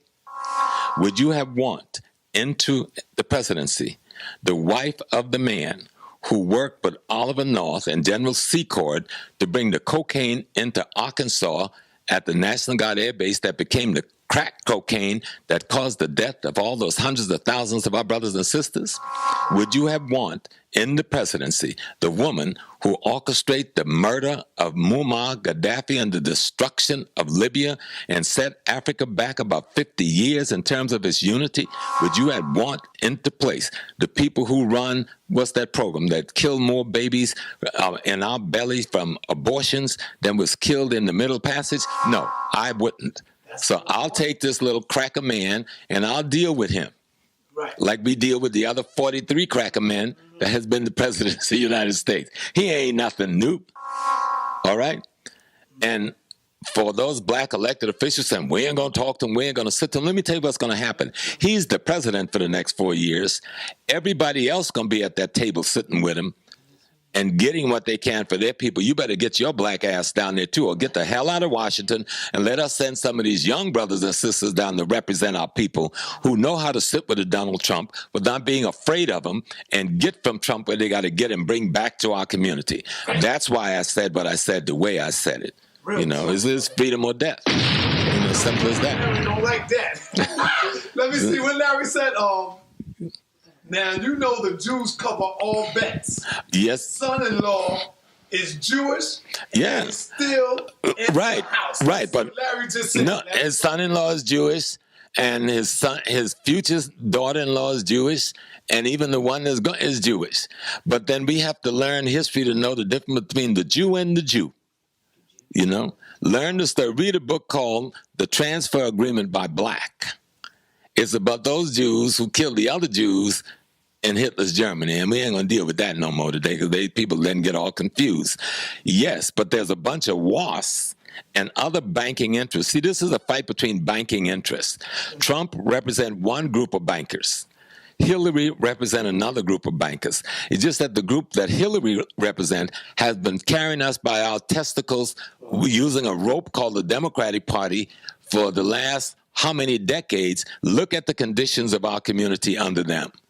You know? Didn't Hillary go up in Haiti and rob them of that? Oh, what Hillary and her husband did in Haiti should be a crime against humanity, and both of them should be in the penitentiary. Oh, yeah. But it ain't just Hillary. She was just a representative of a particular group, the same group that controlled the teachers' union that's messing up our children. If he's an enemy that's willing to let me take my piece of the pie and go about my business, that's cool. I don't want to mix with no Trump, you know? He a cracker just like other crackers. They have a history of killing us. Hillary too. But I'm saying there's organizations that's controlling our community and won't let us control it. And a big part of those organizations is controlled by the people who control the Democratic Party, those people who control the Charlie Rangel and who control the David Dinkins, those people who, you know, put us in a position when they kicked our Adam Clayton Powell out of the office, those people who worked with Tammany Hall and La Cosa Nostra to make sure we couldn't run our own community of Harlem and Bed-Stuy, that's who she represents. And she represents them in Chicago, in L.A., in Frisco, in Oakland, in Atlanta. And yes, so Trump represents another group of thugs. I'm just deciding which group of thugs I can have a better relationship with in terms of getting what I need to bring back to my Harlem and not have somebody control me and tell me that I can't even sing the music they didn't want me to sing. The group she with, they're the ones that told Teddy Riley that you can't sing rhythm and blues. Either you do rap or your stuff won't leave the warehouse. So Teddy had to broke up Blackstreet just to get free of them. They're the ones that killed Sam Cooke. They're the ones that control black music the way they do. They're the ones that brought gangster rap in a filthy way and destroyed the real rap movement that was a liberation movement. That's who I'm talking about. And research what I'm saying. Go and do your due diligence, but I'm trying to give you enough information about Christianity before the white man stole it from us. Now, we didn't call this Christianity then. This was just our culture. It was just our spiritual way of being. And the stories were just our metaphor to teach our concepts, ideas, and principles to ourselves. So let's come back to this, because this is an important building. I had an opportunity to visit this building and go in this building. It's called St. Mary of Zion Church. It's the oldest church in Ethiopia, one of the 10 oldest churches in the world. Okay? The crackers ain't got no church in England yet. France, Germany, Spain, none of that stuff yet. Italy, no churches yet. And this is the Church of St. Mary of Zion, the oldest church in Ethiopia, is one of the 10th oldest churches in the world. And it's there because when Christianity is not an Ethiopian phenomenon, this brand of it, what we know as the Byzantine Empire, that part of the Roman Empire, who took the work that was initially done by the people at the Nicene Conference, and they established what we know today as the Eastern Church or the Eastern Orthodox Church. And that church then was part of what was called the Byzantine Empire. That was the Roman Empire once it became Christianized, but it wasn't called Christianity yet, okay? And so one of their leaders coming down the Red Sea, the king boat sank and the king died, and his son was rescued by the Ethiopians and raised for some years by the king of Ethiopia along with the prince of Ethiopia. When the boy got old enough and returned back to what is now Turkey, but was then Byzantium, and he then reintroduced this religious form to his friend, the prince of Egypt, who was now the king of Egypt, as he was now the king of the Byzantine Empire. And that's how this church in this form got started in Ethiopia. But even at this point, as it's being developed as the early Christian church, there is no Roman Catholic Church yet. The Roman Catholic Church would emanate out of this church, okay? And I'll show you that on a graph in a few minutes. But what makes this church important, the Queen Mothers of Ethiopia says, no, this is not our form of how we look at our culture spiritually. This is a foreign way of looking at the culture. So they burned all the churches in Ethiopia down. And this was the only one that was saved by the king. And so that's what makes it significant. So till this day, they don't allow any women to enter this church because the women burnt it down. But as a male, I was allowed to go into the church. And that's when I saw a 6th century painting of the Madonna and Child, black and as beautiful as can be. The Madonna is wearing a blue dress with gold trim. The child is wearing white with gold trim. And it was a tapestry over 6 feet tall from the 6th century. Michelangelo's great-grandmama wasn't born yet. And he paints the first one in Europe. This is a 5th century Byzantine church foundation in Ethiopia. So if you're talking the 5th century, the Catholic Church don't exist yet now. Y'all understand me? So you'll understand what I'm talking about with Christianity in Africa before it's in Europe. But we have a different form. And if you go look at what's going on in Ethiopia, there's nothing in Europe that resembles what's going on in Ethiopia. And after the Byzantine Empire falls, the Ethiopians will fall under the leadership of the Egyptian Coptic Church and will stay under the Coptic Church until the 20th century. When under Haile Selassie, they will establish their own, or under Menelik, they began to establish their own bishop in partnership with the prelate from Egypt, and then under Selassie, they will establish their own autonomy from the Coptic Church of Egypt. This Debris Berhan Selassie Church in Gondor, Ethiopia. I got to visit this beautiful church, and their metaphor and stories are painted from the floor to the ceiling. Every inch of the church is painted in the story of their belief system. And all of what they interpret as the Bible, which is a different interpretation than what we interpret, is on the ceiling and the wall. This is their hieroglyph. Okay? And all the churches there have this. It's just magnificent, especially all the old ones. And this is how we carved the churches right out of the side of the mountain, our place of worship. Because we didn't call it churches, because church is an English word that simply means community of believers in God. It doesn't mean that building. The church is, I think it's a Greek word. It means community of believers. Okay? And this one, this is the church of St. George in Lalibela, Ethiopia. When the queen mothers burnt down all of the churches around Ethiopia, the king moved his kingdom up into the mountain, a place called Lalibela, where there was only one small pass into the kingdom. Even today, you could only get up there on this one small, narrow road. And so he then built these churches down in the ground, carved out of solid rock, so it wouldn't be seen. And thus, they would have an opportunity to rebuild. He built 11 of them, I think, or 12, before anybody could come in and burn them down and break them down. And that's how Lalibela came about. It wasn't that they were trying some great engineering feat. This was out of necessity. How do we create these places of worship without having it burned down to the ground by our traditional leaders? And this is it from the sky. I've been down in here. It's magnificent. You walk through this pathway in the rocks, you go down some steps, and you come out this door right here, and you go inside, and it is an absolute temple and cathedral in there, just carved out of a solid piece of rock. Oh, they built that like down in the ground.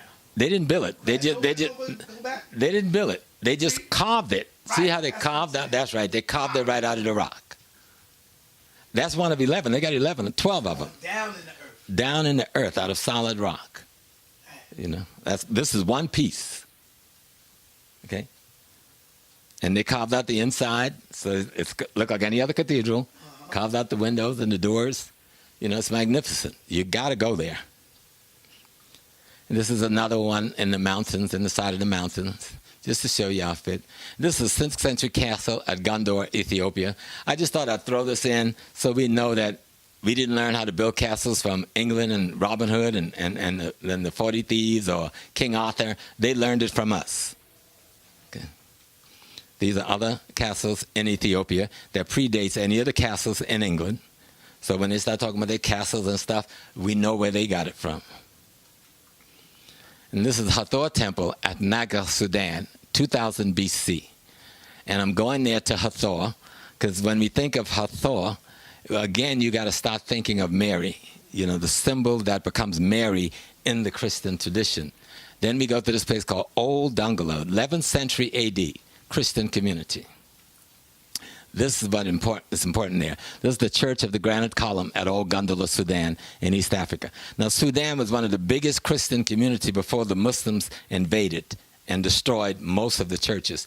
But Africans are excavating their temples that predated the Islamic mosque so that they can restore their history. Hopefully, I can make it there this summer when I go into Sudan.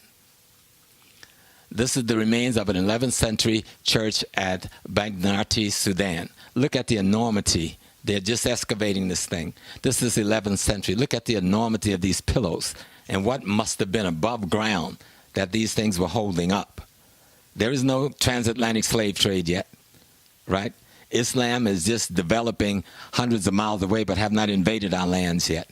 And so the Catholic Church has just come into being, so we ain't talking Catholicism. That ain't what this is, all right? This is our version of what they will call Christianity. And this is the Byzantine, and early Russia. I just kind of want you to see that there was something going on. While we're down in Africa doing our thing, you have the German invasions coming into Europe, and the German invasion starts way over here in the Caucasus Mountain, and these are known as the Ostrogoth and the Visigoth. They will go all the way through Spain, invade North Africa, attacking the Roman Empire. Okay, this is before the Muslims come. This is before the brothers whose history we talking about as the Moorish Empire would rise.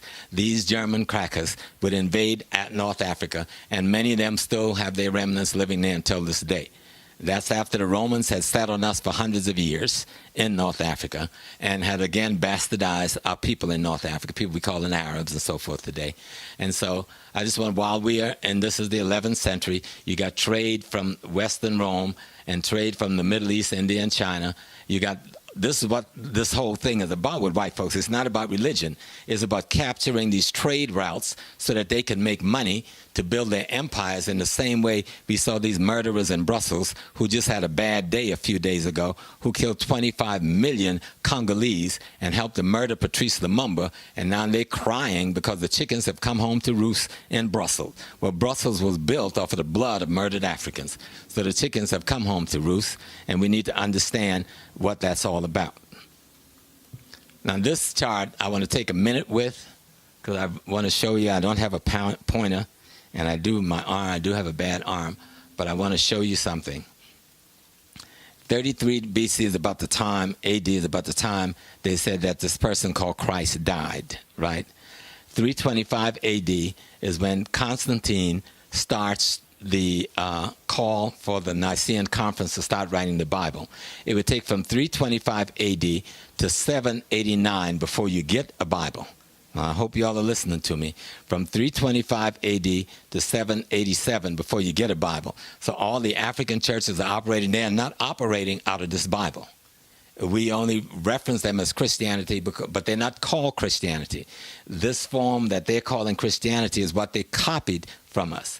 And so this period is called the 7 Great Councils. The first one is called the Nicene Conference, the first Nicene Conference.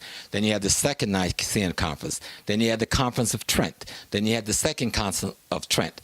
And then you had 3 more conferences before in 787 you produce what is known as the Bible. And it isn't until 1054. Now, Ethiopia's got churches all the way back there in the 3rd century, the 5th century, and so forth. You don't get until 1054 the Roman Catholic Church. You understand what I'm saying? And now the unchanged Orthodox Church, these are the ones that comes out of what we are now calling the Coptic Church, and part of what is being discussed at Nicaea over that period of time.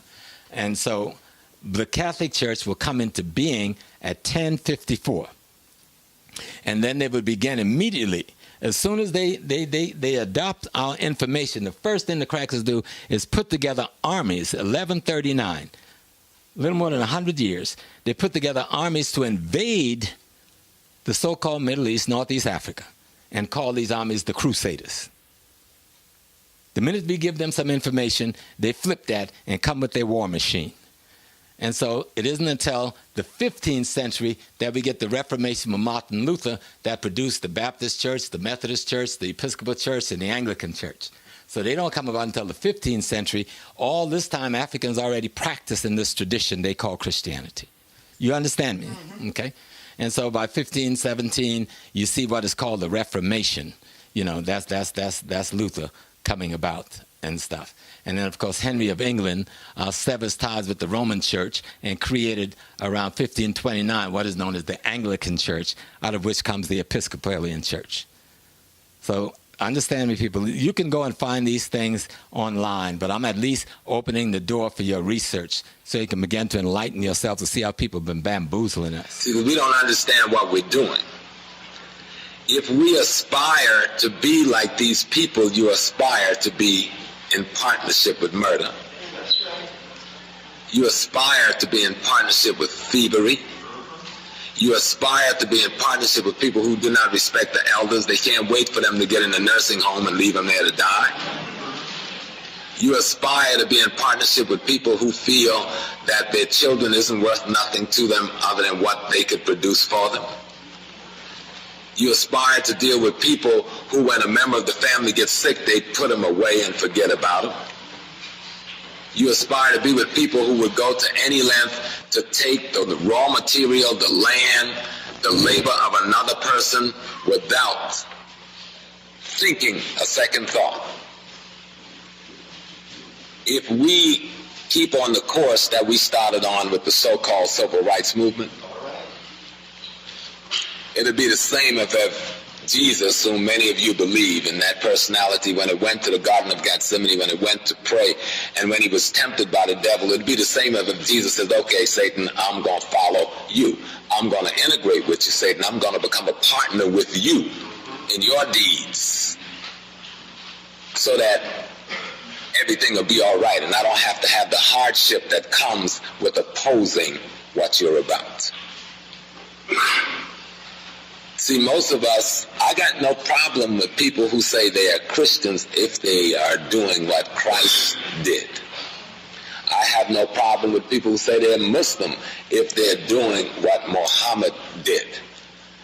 I have no problem with people who say they're Israelite, Hebrews, or Jews if they're doing what the Maccabee family did. I got a problem with hypocrisy even if it's out of ignorance. And that's where we're at. There's no reason for the second largest group. Do you realize that the African Americans is second in size only to the white Anglo-Saxon Protestant in the United States? Do y'all realize that? They keep calling us a minority, minority. Everybody else is a minority except us and the white Anglo-Saxon Protestant. And we are only a minority to the white Anglo-Saxon Protestant, maybe. Maybe. Because his ranks is so filled now with Jews and Catholics and Poles and everything else, he lost his white Anglo-Saxon Protestantness a long time ago. We may well be singularly the largest ethnic group in America. But we have accepted our enemies calling us minorities, and we have accepted acting out the role of some weak, wimpy minority. Even though we spend as a community nearly $400 billion a year, making us the 6th or 5th largest nation in the world economically, and don't have a damn thing to show for it. Except some clothes which we got to discard in a few years to buy more, or a raggedy piece of an automobile which you could have done well just to have kept the last one and keep it in running shape, or a bunch of cheap furniture that you're going to exchange 4 and 5 times in your lifetime in the same living room and dining room because you forgot what the furniture was for. You thought it was there for people to look at and not there to be used in a certain way. This is not just Philly. This is all of African America I'm talking about. This is our situation. Even when we get the most intellectual training the white man got to offer, we get on TV and talk about the size of each other's penis and the so forth and so on, like Brother Hill and Sister Thomas, or Sister Hill and Brother Thomas did. They were the cream of the crop. They did exactly what the civil rights movement said you should do. That's right. They integrated. That's right. The brother got so integrated, he integrated the bedroom. That's right. He heard Dr. King when he called for little black boys and little white girls to play together, and he went to playing and never stopped. Right? They integrated. They got PhDs. They got law degrees. They worked for the finest firms. They got to the top of the corporate ladders. They did everything they said if you integrated you could be, and all we had was some scum sitting on public television acting like ill-mannered, moral, unethical idiots. That's what we had. Instead of having some proud, strong-backed, clear, African-thinking people, we ended up with the best of the crop. And so you can't put Thomas down and say he was conservative. I'm one of the most conservative people you're going to run into. I'm very conservative. I don't understand what people mean when they say you're conservative, you're liberal. I'm a conservative. Any African who isn't a conservative is a fool. What is it you got to be liberal about or to be liberal with? You've been liberal with your freedom, giving it to the Jews. Jews own you. You've been liberal with your property. The Jews done bought it from you or stole it from you. You've been liberal with the best of your male crop. The Jewish women got them. You've been liberal with the best of your female crop. The Jewish men got them too. We've been liberal with everything, and that's why we're in the situation we're in. We better learn how to conserve what's ours. We need to learn how to become very conservative. We need to think of the time when we were doing good, and if you check out that time, it's when we were very conservative. See, conservatism for white people mean one thing. Conservatism for us should mean something else. White people want to conserve white supremacy. I want to conserve the point in history when Africans had freedom. I want to conserve the notion of our freedom. I want to conserve the way of our ancestors. I can't be comfortable talking about Jesus or talking about Muhammad or talking about Moses or any of those things when I know that man is 25 million years old, and I know that paleontology, anthropology, and archaeology puts him in Africa. I know that Homo sapiens sapien is at least 5+ million years old, and he's also or she's also in Africa. When I know they've done the mitochondrial DNA test more than once and proved that all species in the world of the human come from one black woman. And if we've been around that long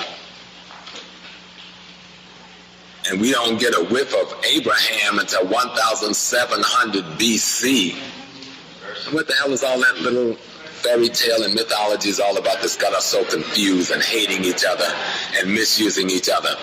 A story told in times too recent to take serious, and we've made it the point at which we determine whether we live or die, and we've killed in the name of it. You've been arguing over the directions you gave to the psychotic member of the family in order that they might function with some sanity, and now he kicked your butt and made you act as psychotic as he is, and then he gives you the same thing. You're still going to be crazy. And if you think what we're allowing isn't that of an insane person, then you'll need to examine yourself and get real. There's nobody in this room more beautiful than anybody else, except in the minds of some backwoods person. There's nobody in this room more ugly than anybody else, except if their deeds paint them so. There's nobody in this room that is more valuable than anybody else, because when I cut off the oxygen for both of them, death is what's going to meet both of them, no matter how valuable they think they are. Equality isn't something we have to fight for. We should simply fight for the right to be right.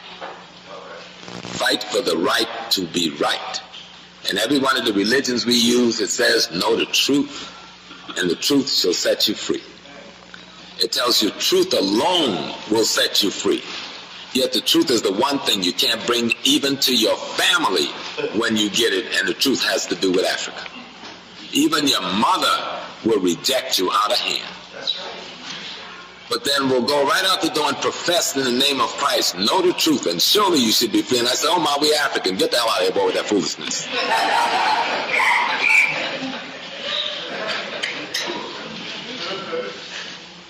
They've taught us to just stay and let people keep killing us. Police come in our neighborhood and kill us. We get into church and cry, and oh Lord, not once do we get up and just say, Jesus, give me the strength to kill this son of a bitch. Not once. I've been to enough funerals, not once. They took the best I had. They took my baby, Lord. Okay, go kill the cop. Go kill the cop and see how many babies they won't take no more, because they'll think somebody else mama coming to kill them.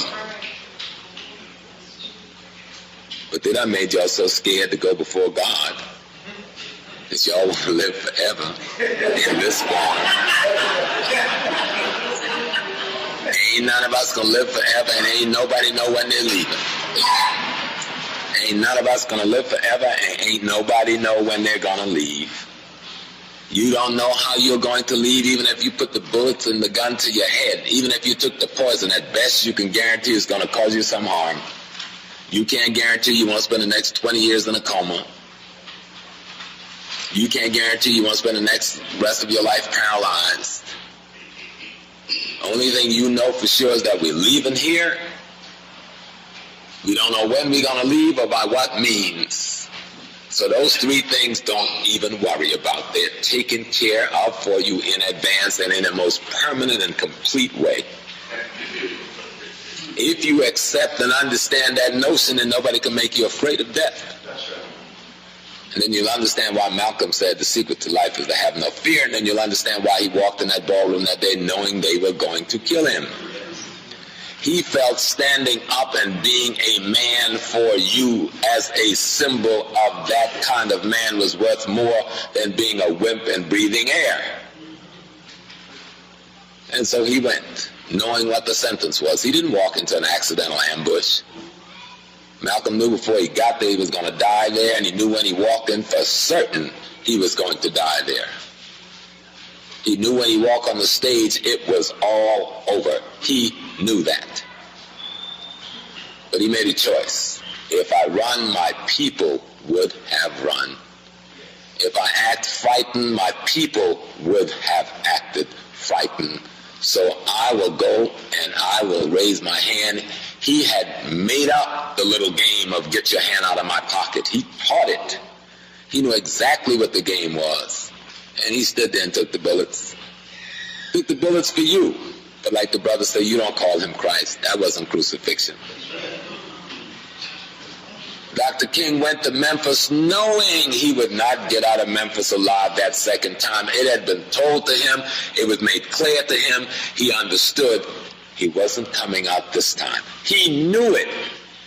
It frightened him a little bit at first, and he went to a downtown hotel, and when certain people prodded him, he went on back over to the Lorraine, walking in there, and noticed that the tree that was once in front of his balcony just 2 weeks ago was cut down. He knew the die had been cast, and he didn't run. He got ready to face them, and he took the bullets for you too, but you don't call that crucifixion. See, we need to understand what parable and allegories mean and what symbols mean. The story of Jesus was never a real historical happening. The story of Jesus is to let you know symbolically what must happen in order for you to declare someone to be the anointed Savior. That's all the word Jesus Christ means. It's the anointed Savior. What is it to be anointed? Anointed means to have divine wisdom, a divine understanding, divine knowledge. Divine wisdom and understanding and knowledge mean to know the truth and know a way to apply it to the consciousness of other human beings so they can learn it and use it. Savior simply means you are willing to sacrifice yourself and sacrifice what you've got to do that, to exercise and share that truth and that wisdom and that understanding. Ain't nothing big about the thing. They throwing all the spookism out here that keep you all confused. All of you in this room do something godly, something as an angel at some point in your life. The problem is we're doing it accidentally. It'll be hellified if we start doing it deliberately. But y'all afraid to think like I just discussed. Y'all scared to believe that there was no such historical happening as Jesus. The story of Jesus was told in Africa and is written in stone 3,000-4,000 years before Bethlehem was built by another name. God did not wait for a bunch of little white people to invade the Middle East to have his example of a son or daughter come. I mean, if you read the document, Jesus said, we are all the children. He said to those brothers following him, you are all the Son of God when you behave as I do. So the deal has nothing to do with which vagina you came out of. It had to do with how you behave once you got here.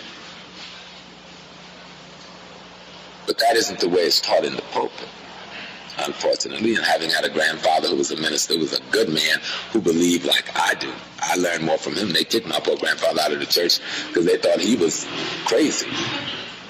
But he believed in the practical application of the truth and reality because he was a farmer and he saw God's manifestation every day.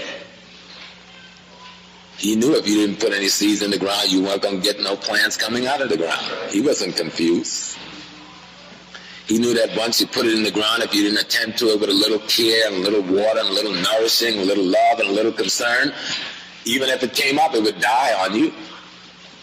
He knew if you didn't prune it and get the grass out and keep enough soil around the roots so the sun didn't kill it, it wouldn't bear no fruit for you. Those were just rules God gave us to use for nurturing and bringing forth the life and up to maturity of all things that has life. Same rules apply to how we rear children. Okay, this church is called the Hagia Sophia. This is the first great church of Christianity in the Western or the white world. It is the senior church of the Byzantine Empire. This is it today. The Hagia Sophia has been converted to a mosque after Salahuddin and his people took over the Christian world from them. And that's what when these minarets was added. It's no longer a church or a mosque at all. It's a museum in Turkey today that you can go and visit. And then we come to the great dog of the time, Constantine, Emperor of Rome, who started what we know as Christianity or white Christianity or Western Christianity. This is the dog that started it, not for the purpose of serving God with all that fantasy that we've been told.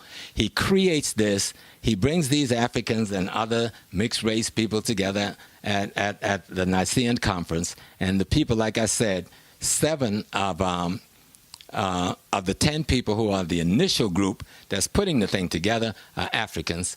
And what he's trying to do, Rome has now conquered all of North Africa and all of what we call as the Middle East, part of Kemet. And so now he needs to find a way to calm the native down. What does he do? How does he create, with this massive empire that they've acquired by war, how do you create a common ideology, a common philosophy where you can control the behavior of the masses? And that's why modern-day Christianity was created, and that was the intent of Constantine, and he has proven to be enormously successful. Christianity is more successful than the founder ever thought in terms of controlling the minds of human beings using mythology and metaphor out of the very history and anthology of the people he's trying to conquer. And we fell for it because we were forced to fall for it at that time from the butt of the sword and the spear and the arrow, and then later by the brunt of the gun. This is a poor painting, but you can see that this is Constantine in the middle, and this is 4 of the black writers of the Bible. And I wish there could be a better painting, but this is one of the old renditions. Somebody probably put this together around the 15th century. But it was the Pope before this Pope who was in Cameroon, West Africa in 2009, and the story was carried in Newsweek magazine. It was in the spring of 2009, and he said, he was saying while the Pope was in Africa, he said to the people in Cameroon who was in the stadium that of the 10 people who wrote the theology of the church, 7 of those 10 were Africans. So you shouldn't run from the church because it's your church. He was doing a hard sell, but the cracker was telling the truth, because in order to get what he wanted, he had to tell the truth. And so we knew that. Dr. Ben and others had told us that, but we've heard it now from different sources. Now, this is the Church of the Holy Sepulchre, built by the Roman Emperor Constantine on the site believed to be Jesus' tomb. Now, this was not the site of no Jesus tomb, because there was nobody named Jesus to have a damn tomb. But his mother went to Jerusalem, and the mother said that she had found the site where Jesus' tomb was. And so he came and built this church, which is this little thing right here. They built the bigger one around it today, but this is the original little temple he built for his mother over what is supposed to be the site of Jesus' tomb. And this is of course, the Holy of Holies in that space. And of course, this is the Vatican City, headquarters in Rome, and site of the Catholic religion located in Rome. And in the middle of St. Peter's Square is an obelisk, which is stolen from Kemet, from the front of that great temple in Luxor that I showed you earlier. Now, if our religion was so profane and our ways so profane, why is this the centerpiece of St. Peter's Square with a crucifix of their god sitting on top of this African tekanut? You know, but you have to understand, Vatican City is not a church. It is a nation state, and because all land owned by the Catholic Church everywhere in the world is a part of this nation state, Vatican City is the largest nation state in the world. The Pope is an absolute monarch.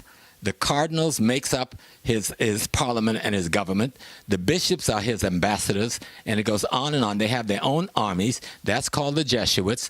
They have their own secret service, which is called the Black Pope, with their own intelligence network. They have their own currency, their own money, and they have their own banking system in Vatican. So you're looking at the Holy Roman Empire still existing today, and is known as the Catholic Church.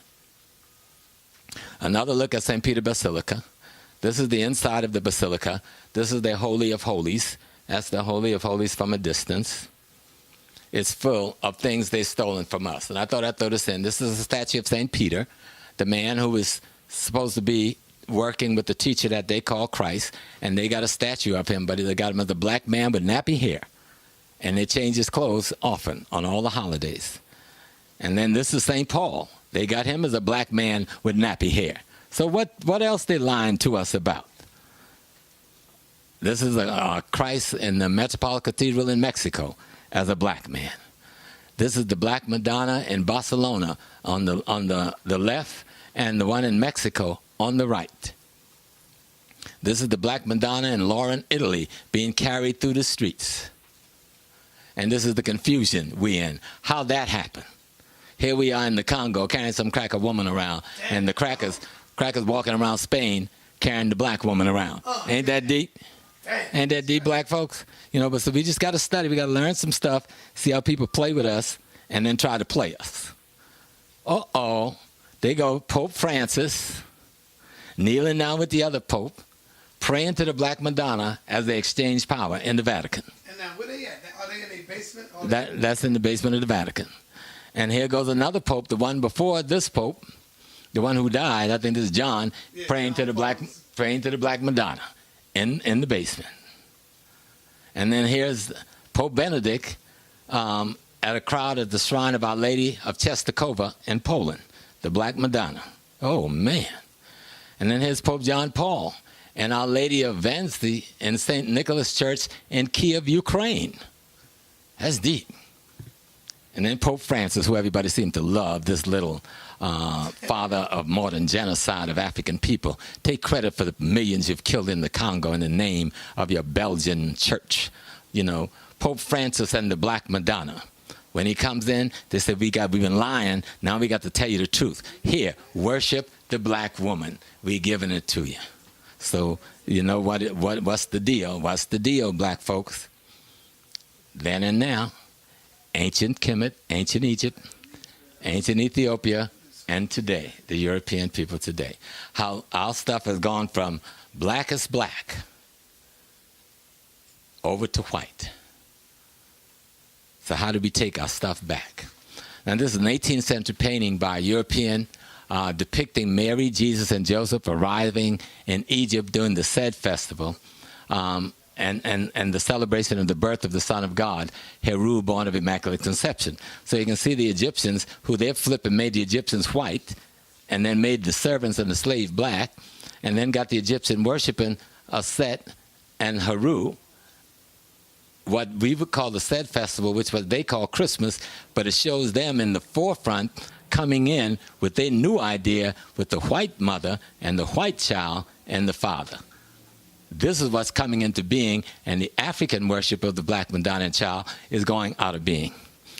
Tony Browder gave me this photo. I forgot the name of the artist who did it.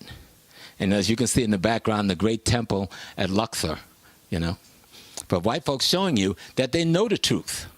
They know the truth. They know the Black Madonna and Child, and they know the Sed festival, which they call Christmas, is already being worshipped. And here they come with their rendition of it.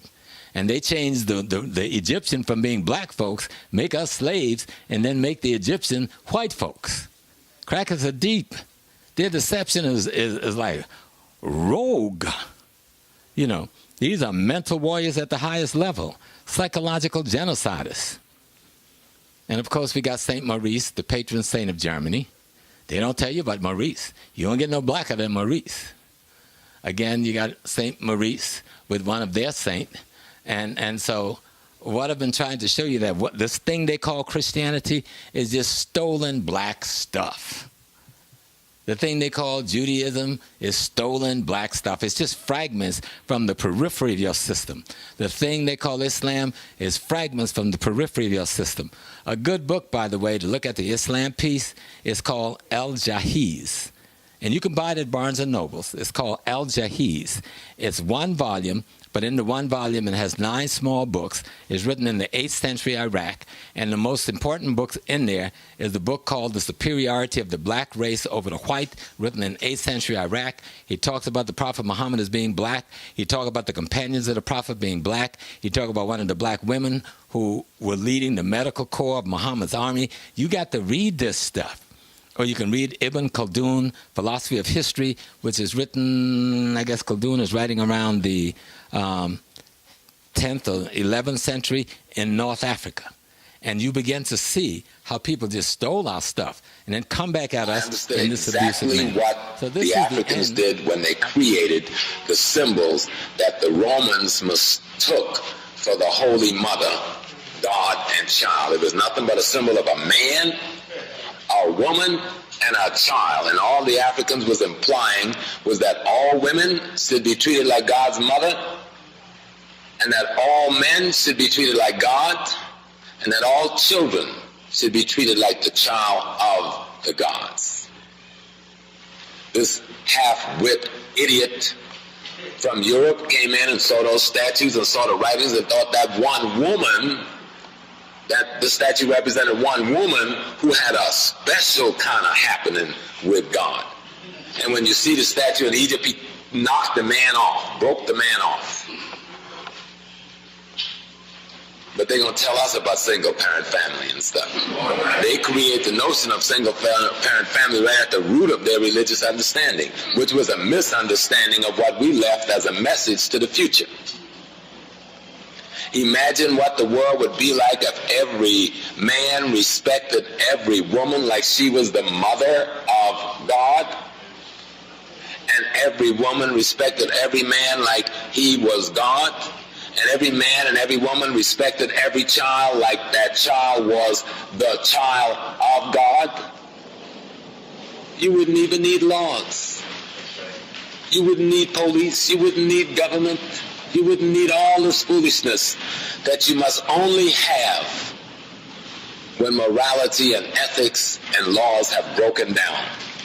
You don't need these things. And old Lao say, I think chapter 64 in the book of the Tao, he says, when people have laws to govern them, ethics and morals have lost their way in governing them.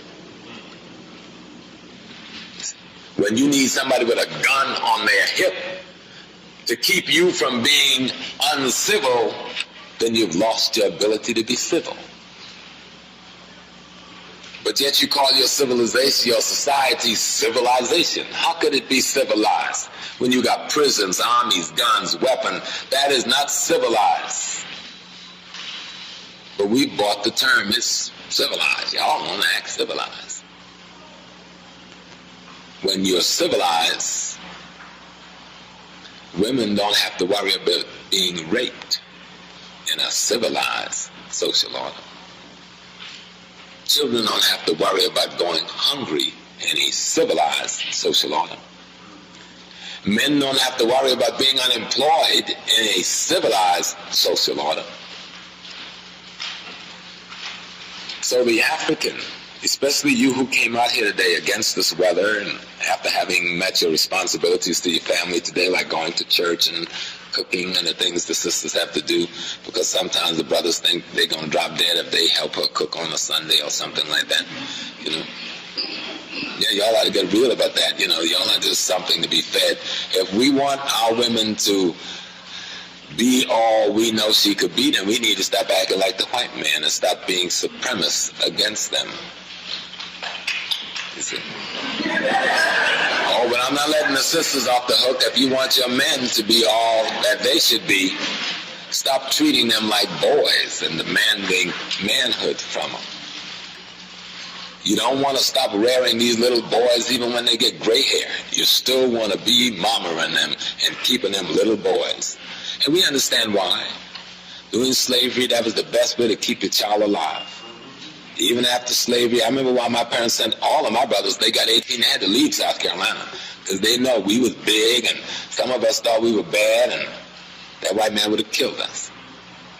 So they beat you down as much as they can to kill that spirit in you, and if they couldn't kill it all, then you had to leave home. Only those ones who could submit could stay down there. So we understand where it comes from, but we got to stop it now. You got to make this man the baddest sucker you can make up. You got to make him the bravest thing you could come up with, even if you have to dream up some brave notions. You have to make him the most fearless thing in the world, no matter how long he lives. Because to live one day as a man is worth living a whole life, as what we see on the street out there. Because that's what the bottom line is. God came in the beginning when we came. And there can be no God without you. See, you got all confused. You thought they could be no you without God. But some of y'all scared of the way I said that. It don't fit right. That ain't the way you've been taught. But the only thing we know about God comes from the mind of a human being. You better listen to that. You don't know nothing about God that did not come from the mind of another human being. You say, well, the Bible is the holy word. Well, that may be true, but some man or woman wrote it down there. You say the Quran is divine revelation. That's fine, but somebody wrote it on that paper for you to read and call it divine revelation. Now, you may want to ask where they get it from, but they're long gone, and you'll never really know that piece. That don't mean no disrespect to them, but we need to get real. You need to read the books, first of all, before you start killing over them. Most people you hear shooting their mouth off of defending the Quran and the Bible never read a damn thing in the first place. I know it's the truth. I was a Muslim minister for 15 years. One thing I realized about people, once they learn Salaam Alaikum, Rahmatullah, Kif Halik, they didn't want to do nothing else but wear a kufi and carry a rug on their back, make the 5 prayers during the day, learn the prayers by heart. You know. And when I was a teenager in my father's church down in Georgetown, we used to teach catechism and quarterly classes, and everybody just repeat. Who's that? Papa had a thing, you go around the church and he had these pictures set up. So he said, who's that? Jesus and the mother. Who's that? Jesus and the Father. And who's that? Jesus on the cross. And who's that? Jesus last supper, until you get to Jesus risen. And then that was the last one, the whole story in pictures. And past that, nobody was interested in Jesus. That gave you a little high, a little emotional pop, on Sunday morning. And you learn a few terms about the Garden of Gethsemane, and Easter we all learn about the Golgotha and the place of the skulls, and we learn that Jesus wept, but we know that Mary went down to the tomb, and then we are told the other Mary went with him, but nobody told us what Magdalena was doing hanging around Jesus so hot and heavy for so long. He ain't told us yet, because everybody's scared to tell the truth, that Jesus had the same desire the rest of us had. You imagine if I was to go down here now and get me a basin and start anointing one of you brothers' wives, y'all would beat the hell out of me. You sure would. You wouldn't go for it. And you're going to tell me that Jesus has this affection, this anointing relationship with this beautiful woman who preachers get up in a pulpit and lie and call a whore and a harlot. And there isn't one word in any Bible anywhere calling Mary Magdalene a whore or a harlot. So why do they insist on telling us she's a whore and a harlot? Only thing that's said in the book is that Jesus cast some demons out the woman. We don't know whether the demon was that she was lying. We don't know whether the demon was that she had a bad cold. We don't know whether the demon was that he didn't go to visit her mother or whatever little bad habit. We assume she was a whore and a harlot. Then Jesus certainly spent a lot of time with that whore and harlot.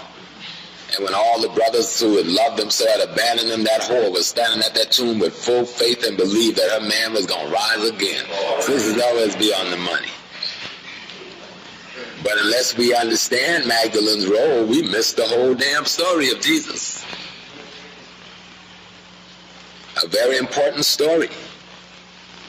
Unless you understand the role of the Mother Mary, the two people that are always going to be with you to the bitter end is that woman you call your wife, whether you're married by law or not, and that woman you call your mama. Almost anybody else in the world will abandon your butt.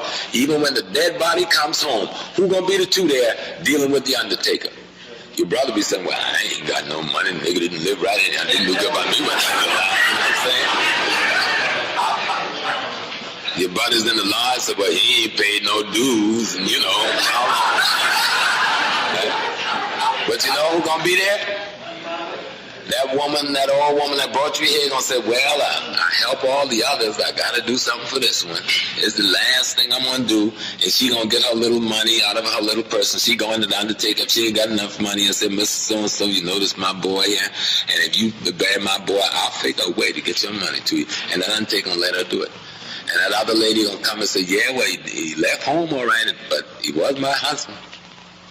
And she gonna be there with a little veil crying over. Just look at it, and if you think I'm kidding, you've been to enough funerals, you know who's sitting up there. Even if the brother treat the sister bad, throw her out on that day. She'll be there with respect to that corpse. So watch those images in the book. Study the thing. Look at it. It's important you learn the lesson the ancestors meant for you to learn, because we are not going to be allowed out of bondage until we go in the way of truth. We are never going to be allowed out of this bondage until we take the right road. We keep slipping off in the wrong path, and hell will be our reward. Until we decided that we're going to be the righteous people, that we're going to act like the righteous people. See, you can only be chosen if you act righteous. And any race can be chosen when they choose to act out the role of righteousness. Then you're the chosen one. Just having celebrations and shouting and carrying on and praying and carrying on, that ain't gonna cut it. You're judged by your deeds, not your words.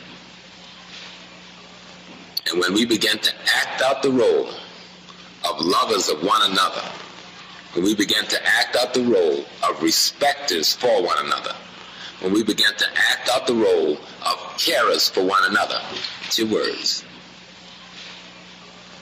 And when we begin to act out the role of lovers of one another, when we begin to act out the role of respecters for one another, when we begin to act out the role of carers for one another, no matter what our situation is, when we can respect the homeless and understand how they got there.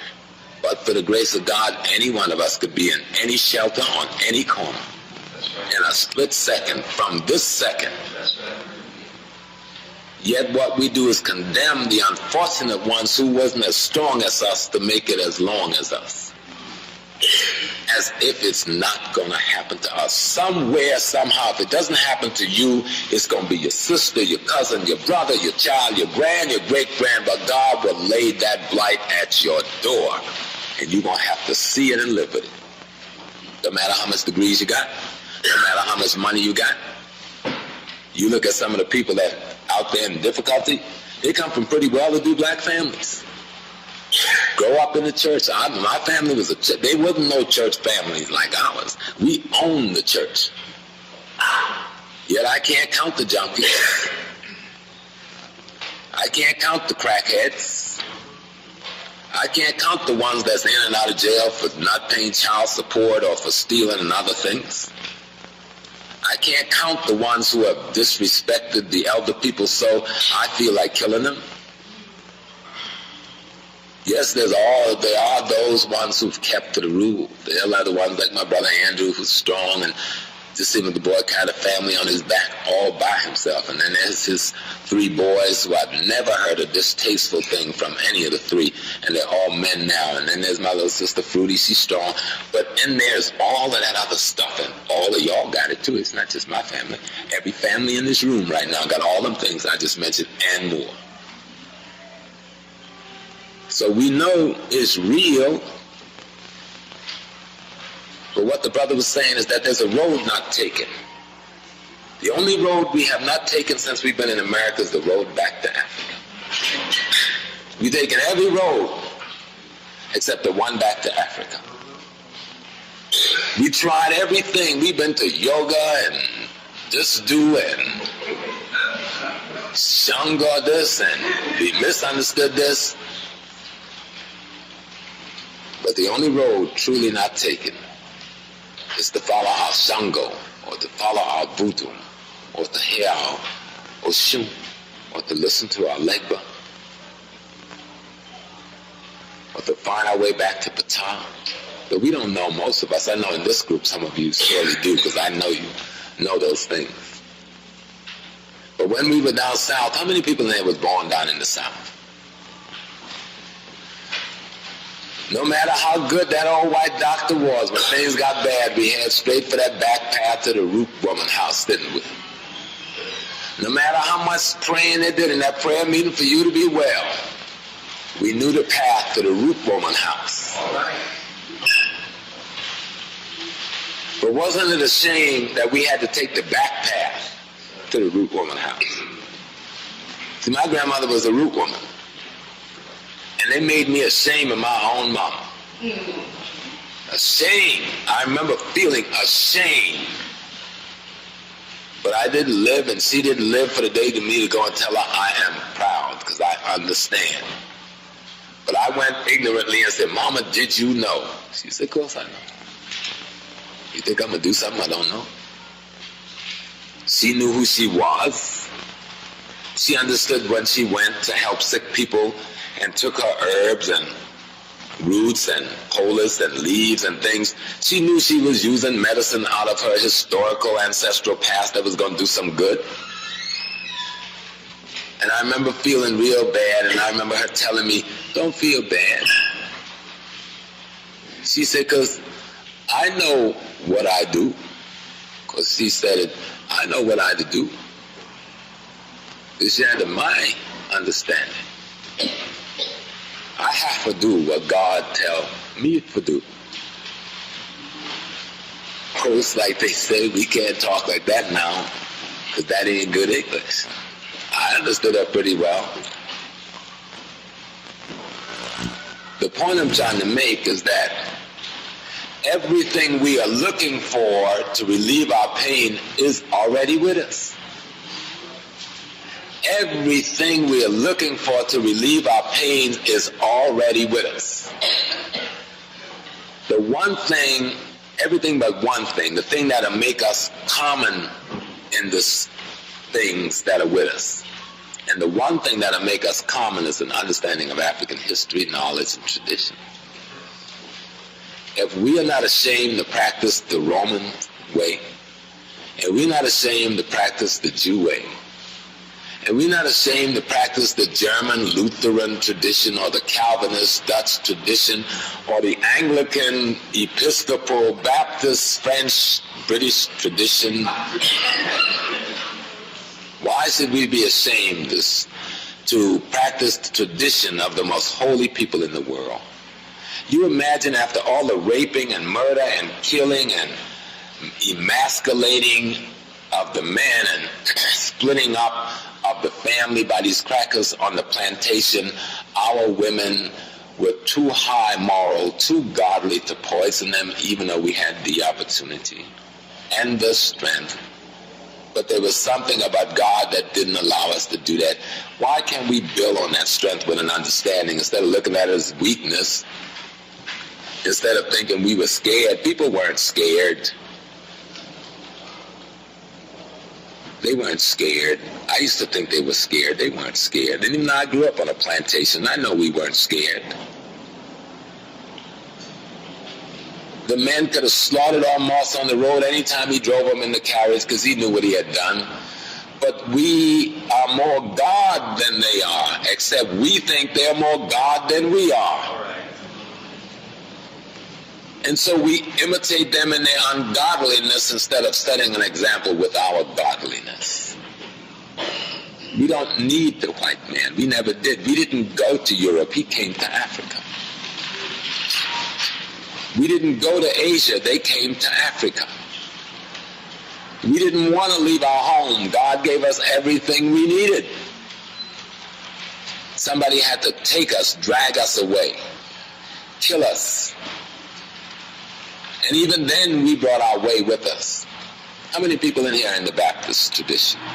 You don't have to go to church now. I mean, if you were raised in the Baptist tradition, the Methodist tradition, the Catholic tradition. You know, if you go to any of those churches in the white community, And remember, these churches were formed in their culture.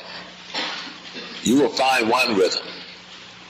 Rock of ages, sing for thee, let me go. That's the basic rhythm. Go to one of our churches. You think it's a rap concert. In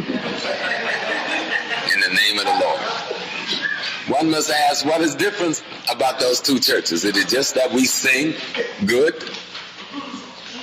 Fundamentally, we don't sing any better than white people on par.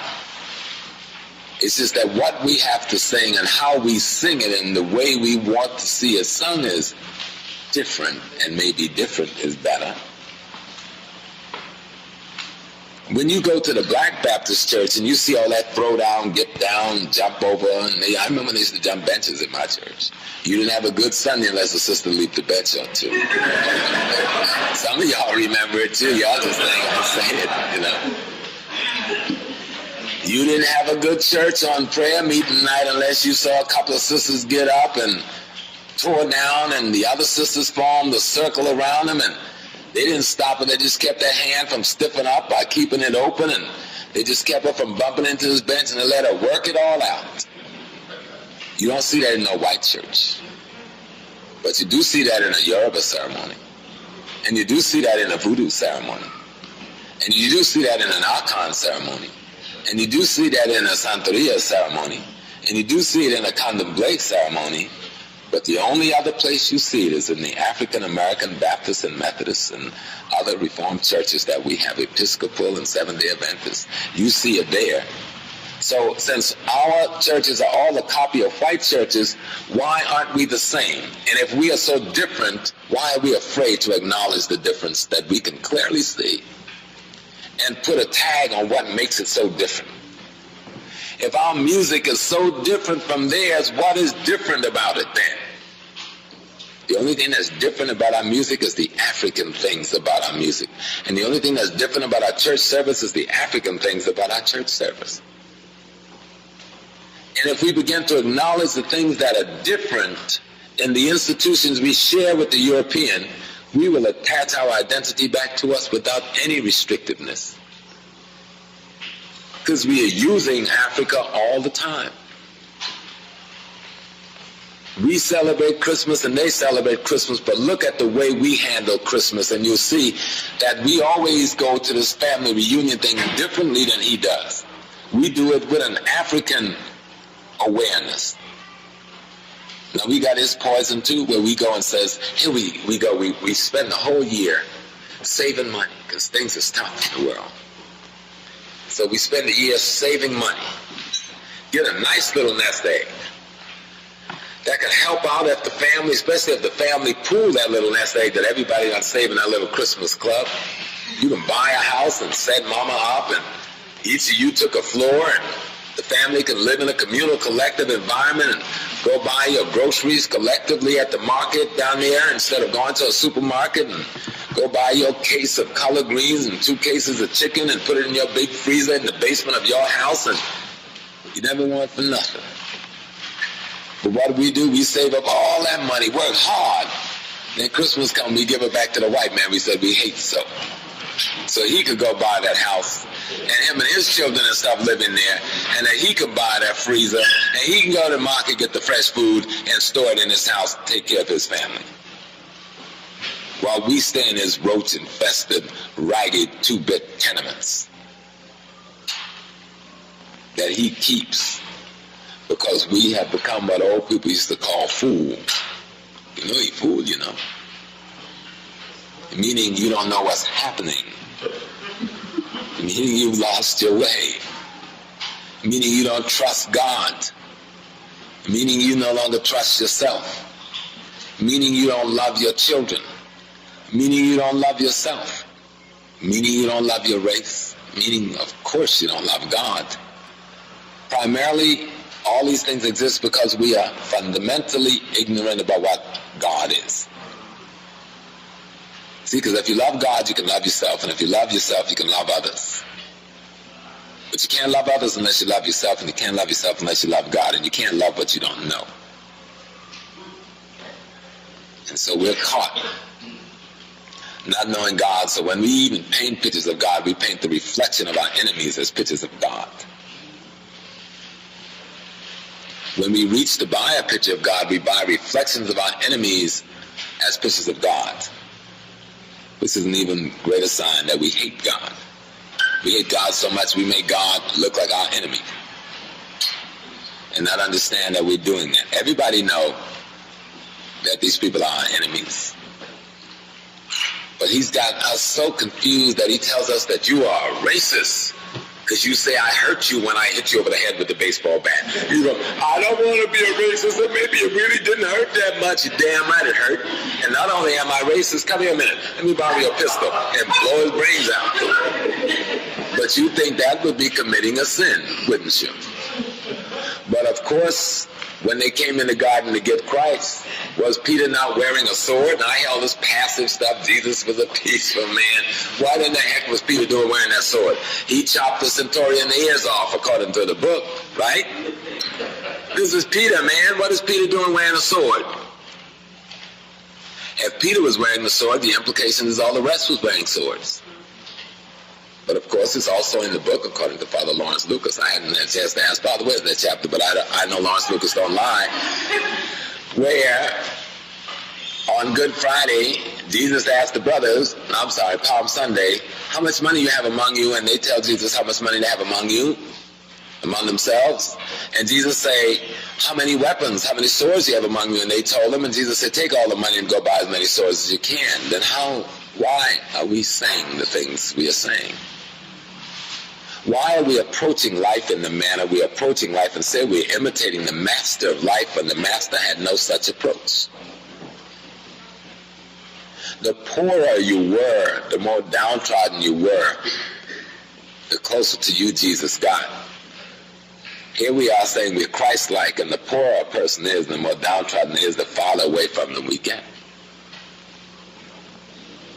I'm using Jesus because that's the symbol of deity that you use. It's nothing but a symbol of deity. For my personal self, I would use Olodumare. I would use Oshun, who's my favorite friend. Like, I mean, we just partners because I like to jest and I like to josh and I like to tease and I like to trick a little bit and I like to realize how to move people from the crossroads. But at first they have to enjoy the intensity of being at the crossroads. So this is the end of the presentation, but I just wanted to open a door that we can engage in another kind of dialogue. So even with our brothers and sisters who are in the churches, we can approach them in a different way. I think we need to move away from this abusive, antagonistic approach and try to find common ground using our history to bring our people back to the original format, to the original thesis, to the original presentation of the wisdom that our ancestors have put together. Because the majority of our people are in these Christian churches, they're in these temples. If we say we are freedom fighters, we can't, who are we liberating? You know, whose freedom are we fighting for? Because the handful of us who are doing this teaching, we can't lead the more than 2 billion Africans. We've got to try to get them to understand their reality, to understand their history.